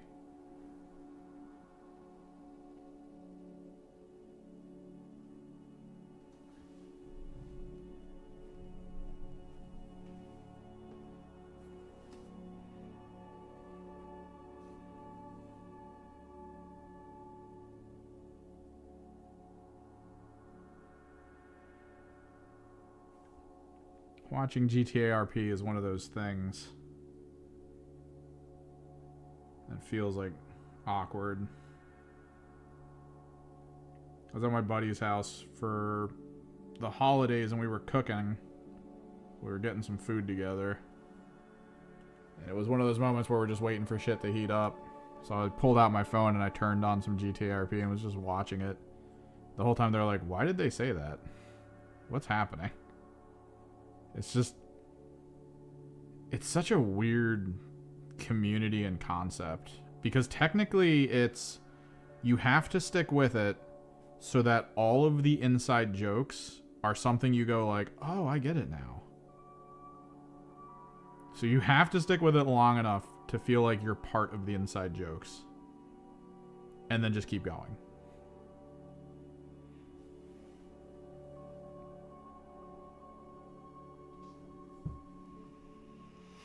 A lot of the people I watch in GTRP are the Space Station 13 RP players. Like, some of them were pretty big into that from a long time ago. Chief 113, the Captain Look guy, as most people know him.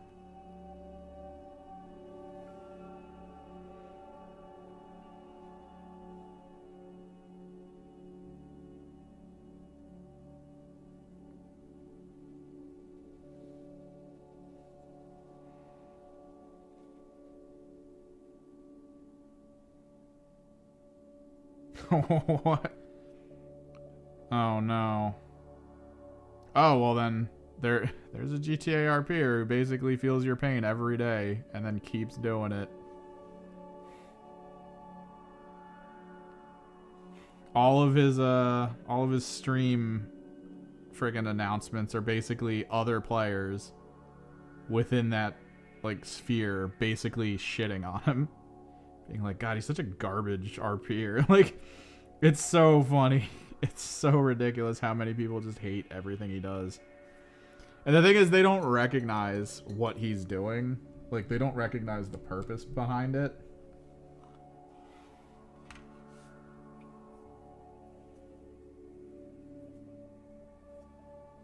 And it's so weird to watch that, like, connect. Because it's a roleplay server, so he's role-playing characters.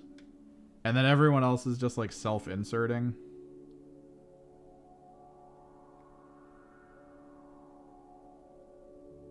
So he tries to break that up a little bit, and everyone hates it. They're just like, no, dude, go away.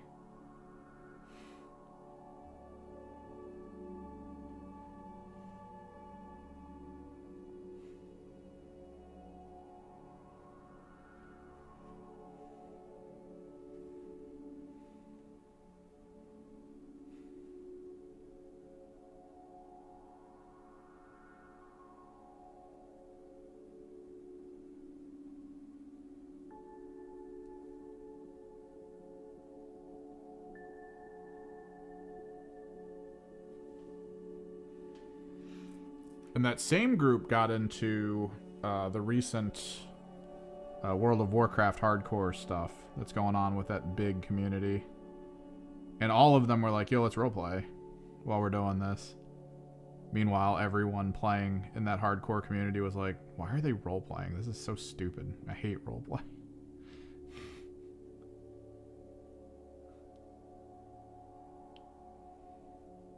I know they look like candy corn right now, but I'm trying to reapply chartreuse without needing the so flat chartreuse. Just to add like a little bit of a fix to it.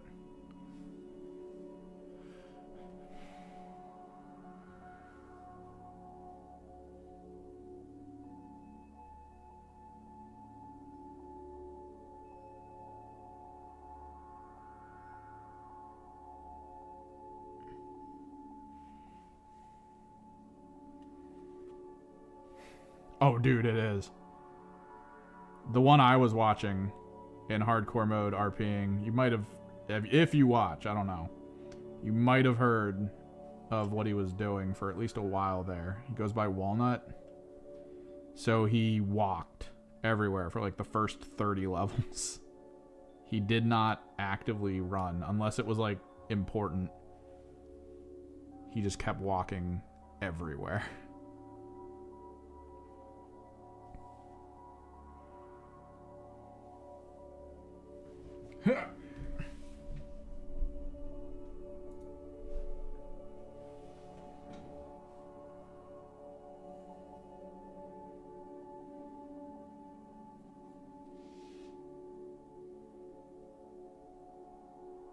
He died at level 59.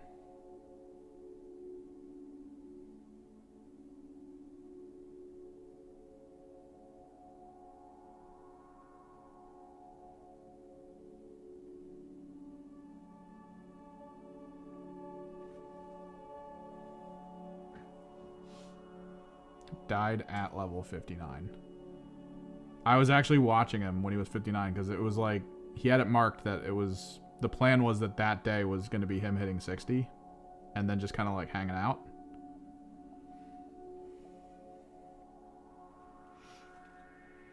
I remember going to the bathroom, coming back, and he was on a different character explaining that that new character was the son of the character that just died. I was like, wait, what? Oh no.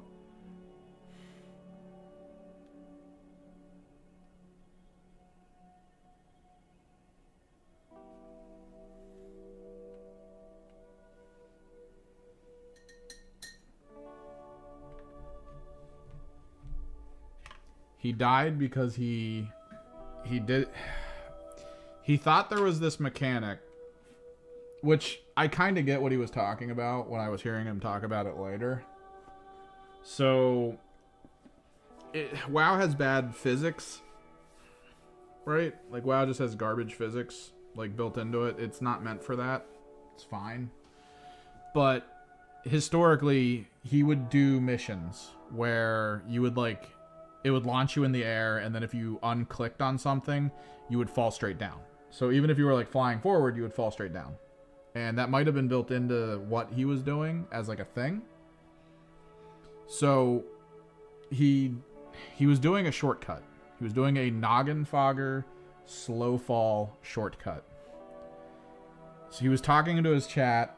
He gets on top of the mountain, jumps, looks up and goes, ah, crap, and sees that he has 11 seconds left on the noggin fogger. So in his brain, he went, well, the mountains are right below me still. It's not going to be a big fall. It'll make me go straight down. So he unclicked the noggin fogger. Like, he clicked it off. At which point, it then just launched him forward on a downward spiral over top of all the mountains, and he just crash landed into, like, the edge around the mountain. Like, because it keeps you going with forward momentum a bit, but it's not, like, as much as you had, and then it just drops you at a high speed. So he missed all of his landing points he was hoping to get to, and then just died.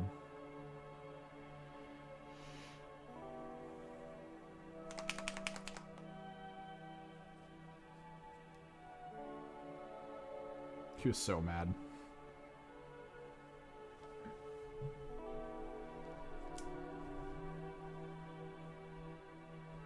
He told everyone about his new character, but he said in a following stream, he said, like, the whole time he was doing that, he was genuinely trying to keep himself from just shutting off stream and just vanishing for a bit.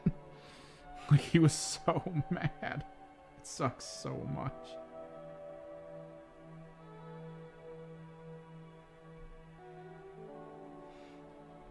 I've had people I know ask me to get back into World of Warcraft. I'm not doing it again.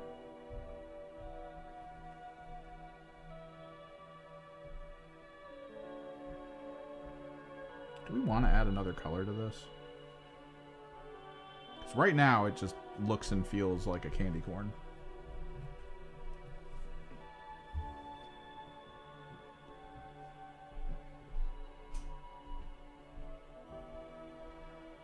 Like, don't get me wrong, I loved WoW for what it was. I played Classic. That was how I got, like, a lot of people that I knew as, like, a friend group. We used to go to a buddy of mine's barn for LAN parties.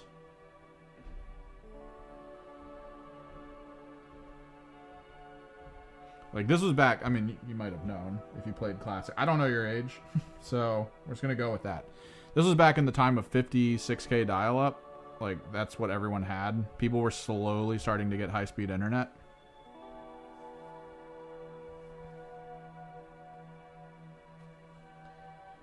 His dad was very well off, so he had a T1 line. That was like the Cadillac of connection speed back then. That was so good. Well, okay, more the Ferrari, I guess, not the Cadillac.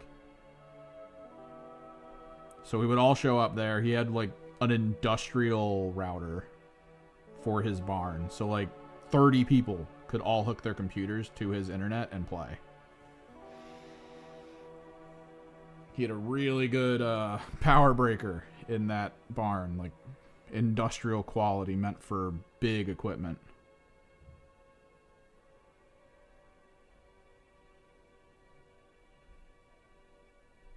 Later found out that there's a very high chance that his dad killed his mom and disposed of the body, and it's a whole thing.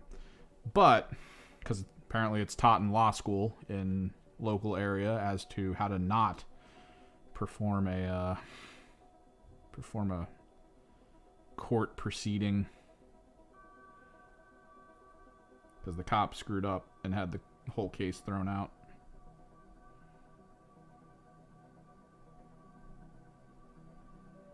It's neither here nor there. Not convicted, I guess.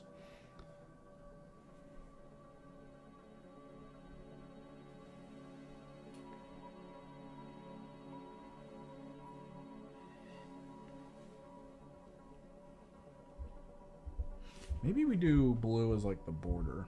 Do I have... Let me check what other so flats I have.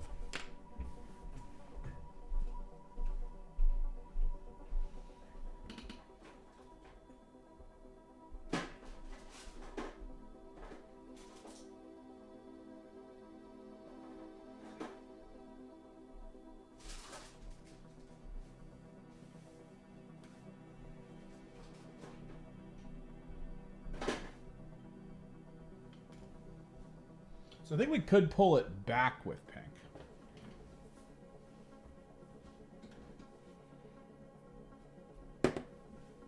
I don't know.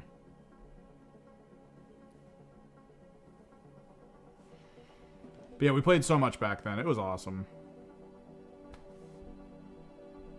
But the group made it awesome. That was the thing.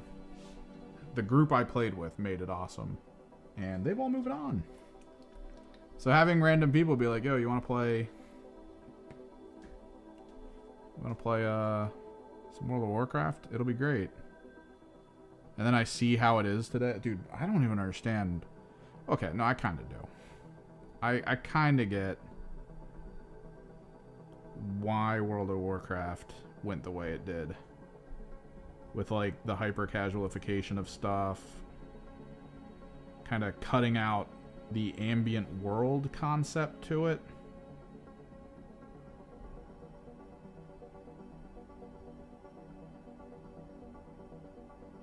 I don't know about that. I might need to actually get... I'm gonna have to get a bunch of fluorescent so flats, I think. Chartreuse, blue.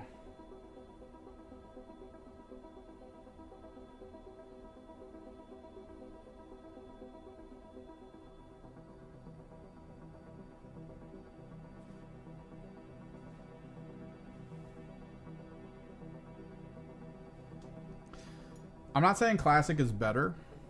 It's different, right? I've heard a lot of people get angry at like the statement of like, I don't like current WoW. They're like, well, it's just because you're an old WoW purist. I'm like, no. Old WoW did a very specific thing that new WoW does not do. Old WoW, that specific thing is what I loved. New WoW got rid of it in lieu of more fast-paced turnaround of benefits, more like just general gains of things where you're like, yes, I want that kind of situation. Like the speed I got gear, because my friend made me come back during the transition from old to new WoW. No, yeah. But the transition from old to new WoW, I came back somewhere in the middle there. And the speed at which I was getting gear, where it was like, oh, this is like a 2% upgrade. Oh, this is like, you're already getting your set pieces. It went from me planning for months with my guild how to do the things we needed to do in order to be able to farm the raids weekly and whatnot, and for all the timer turnarounds and stuff. We were very efficient at pushing ourselves to a point where early on it was like hero mode, right? Like, you needed to have the effort put in to have 40 people bring down one boss. It was hard. Like, if 10 people screwed up in that list and the rest of your guild was kind of like on their skill level, which a lot of people were in WoW. Like, that's the usual. Like, a lot of people in WoW aren't that good at WoW. But I mean, that's just a thing. So you needed to step up and do with your own abilities and potentials more than those 10 people. Like, everyone else felt the stress of their deaths. And the fact that there were times where 10 of us would kill a boss from 50% in a 40-man raid in the most ridiculous ways possible, like, that, to me, made that game. Whereas the new system's just like, oh, we lost the healer, wipe. And it's like, just throw a battle res, you know, just move around, it's fine. It's like this, it doesn't feel as worrisome or intricate. It's just like, it's just a little off. A little basic, I guess. And not only that, but like, when I watch people play, it's sign on, do your dungeons, sign out. Maybe do some PvP, I don't know. But sign on, do your dungeons, sign out. So for us, it was sign on. There's a specific time of day when you're going to be doing the dungeons that matter. Until then, go, all right, what do we need? We need flasks. Well, what do we need for the flask? Well, we have to go here. You have to, it's a PvP zone, so you're going to need to protect me while we get the stuff we need. And we'll just have to, you know, go around because this is contested material to run dungeons. All right, so let's get a party together.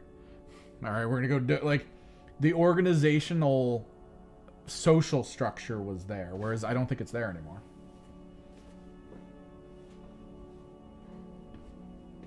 I think it kind of faded out a little bit. And in lieu of just, you get what you want, right, in a short period of time. You don't need to put that much effort in.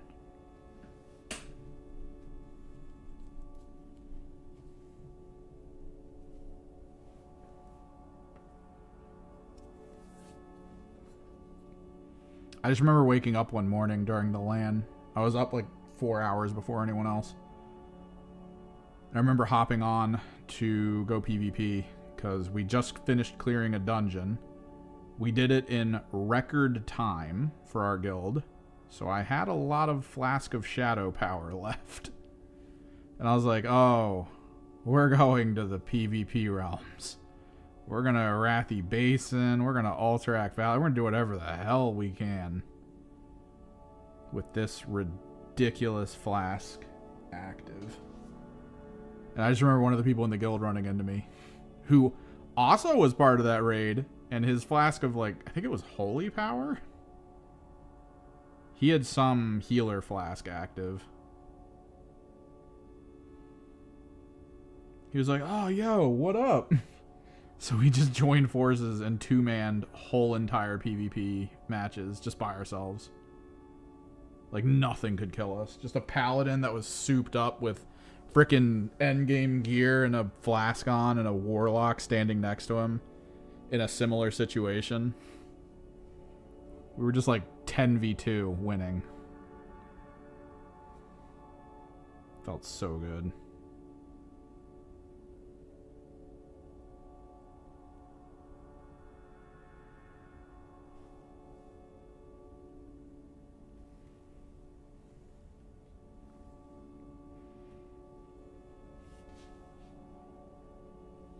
done. I think, no? Oh, it's drifting. I wish there was a way on YouTube Music to turn off certain songs. Drifting at 4 hertz is like a 23-minute song. I don't want it. I like it for my videos because you can just leave it running and not care, but not for stream.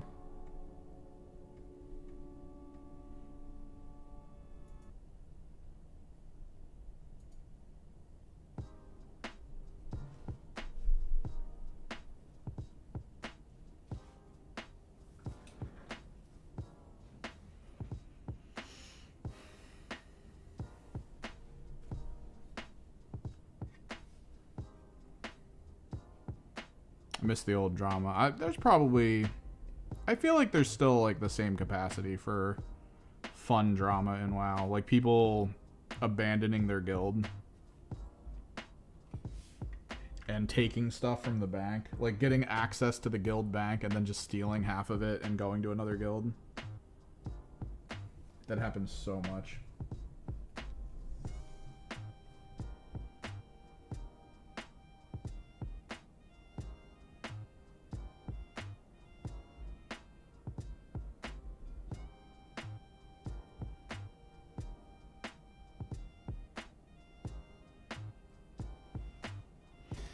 I mean, maybe, but that was the thing. Like, back then, you still had, or at least I did, I still had the ability to shift how I wanted my skills to play. I still had all of that. And I felt like at the time, and they may have shifted this recently, although I still don't like how some of the stats work in that game. Genuinely, my biggest gripe with WoW was when they added resilience. I was an affliction warlock. I loved being an affliction warlock. I love people not understanding that, yeah, I'm not casting shadow bolts, but you're getting hit really hard over time. Like, genuinely hard. And then out of nowhere, they were like, oh, resilience is a thing. I was like, oh, crit? That's cool. And then I looked down, and it was like, also dot damage. I was like, wait, what?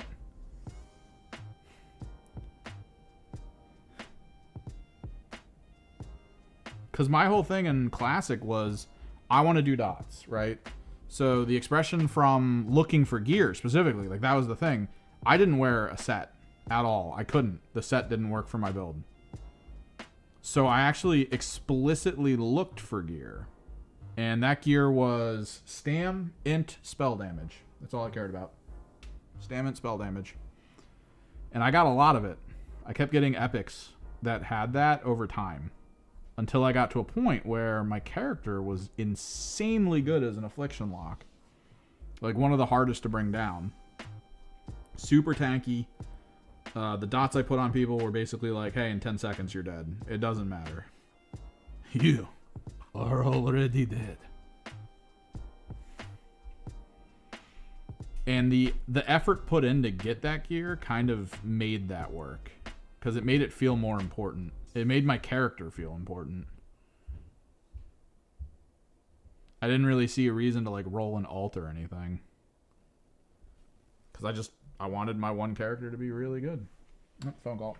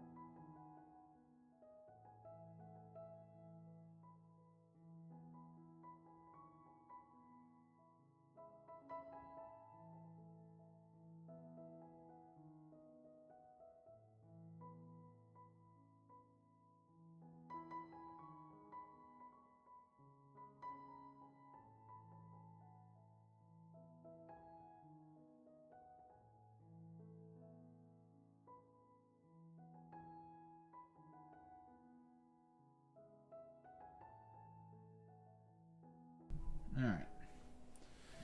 So I'm looking at them.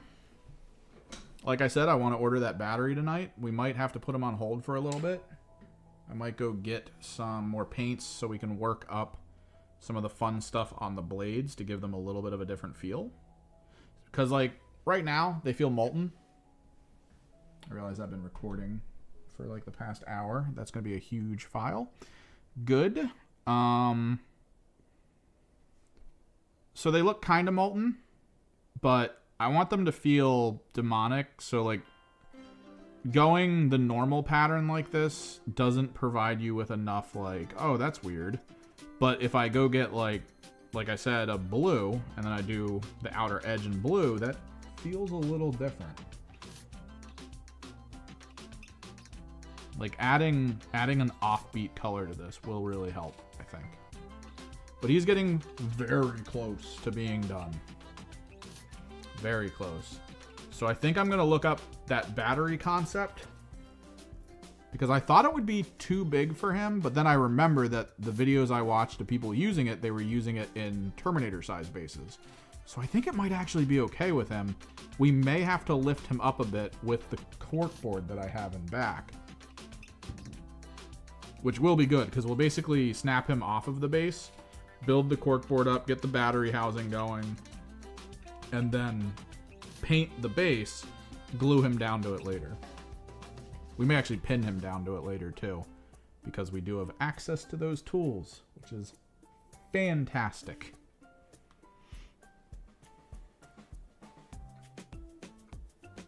Yeah, he's getting there. I don't think I'm going to post up progress pics because we only did like a couple things today. Specifically just upping how his back looked. Like, I mean, what am I going to show on the progress pic? I'm just going to take a picture of his back and be like, look what I did. Look at this. Let me zoom in for you guys.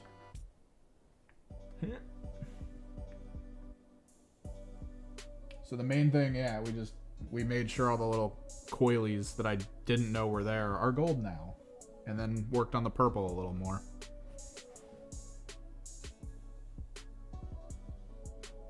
And then flesh toned up this area.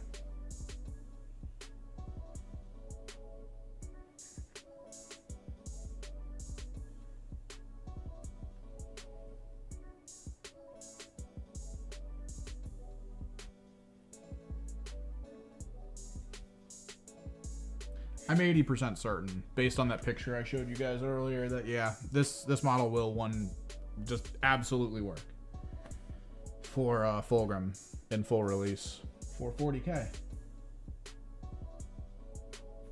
I really don't doubt it, because genuinely looking at that picture like with them next to each other, he feels bigger only because his wings are straight up in the air. The other one is going to have the wings down and back most likely, so he's about the same width. But it's just whether this freaking giant as hell wing is down or back. Or down or up, rather. That's it. That's going to be like the main difference. His horns are also bigger. I do like the new horns, but nothing else.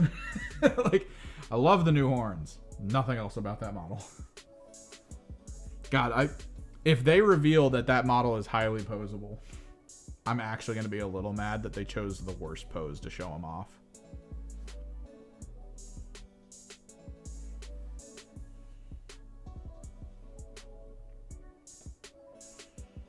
So I got to get dinner together. I think I'll get started on that here in a second. Thanks for hanging out. Probably won't stream tomorrow because we're going to have to start gathering more parts. But we will probably, at some point, take a day where we're going to finish the weapons.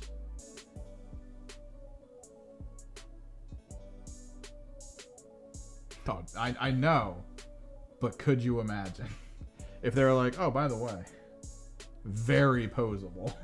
Like, oh, you assholes. I know we showed him in the Screamer Killer position, but you can easily make him look badass. It's like, oh, come on.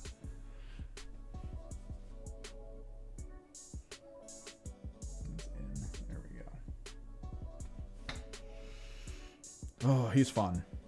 He is fun. I can't wait, though. UV lights. I really want to do the UV lights. This has to happen with this guy. I need to figure out if I have to buy a soldering machine, which I think I do. Because I think the ones I was looking at make it appear that you can snap the wire ends into it, so you don't have to solder. The only solder I saw in the video was actually soldering the capacitor. And I already have one taken out. The whole thing about these is the capacitor is already there. It's already here. The capacitor, they show that you have to put on these kinds of lights for that type of work. It's already here. So the whole point is to build up the cork and then to drill with a Dremel through and somehow have these placed where it looks like part of it. Like I'll probably build little rock piles around them, so it's kind of like stage lighting, right? Like it'll look like rock piles around stage lighting aiming up at him. So that could be good. I think I have a soldering iron somewhere.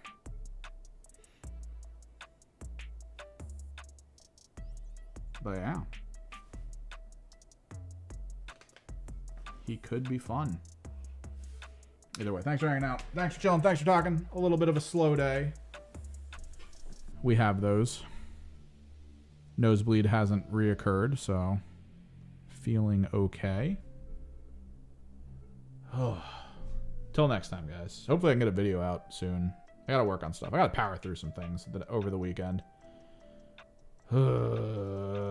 Fingers crossed for Data Slate.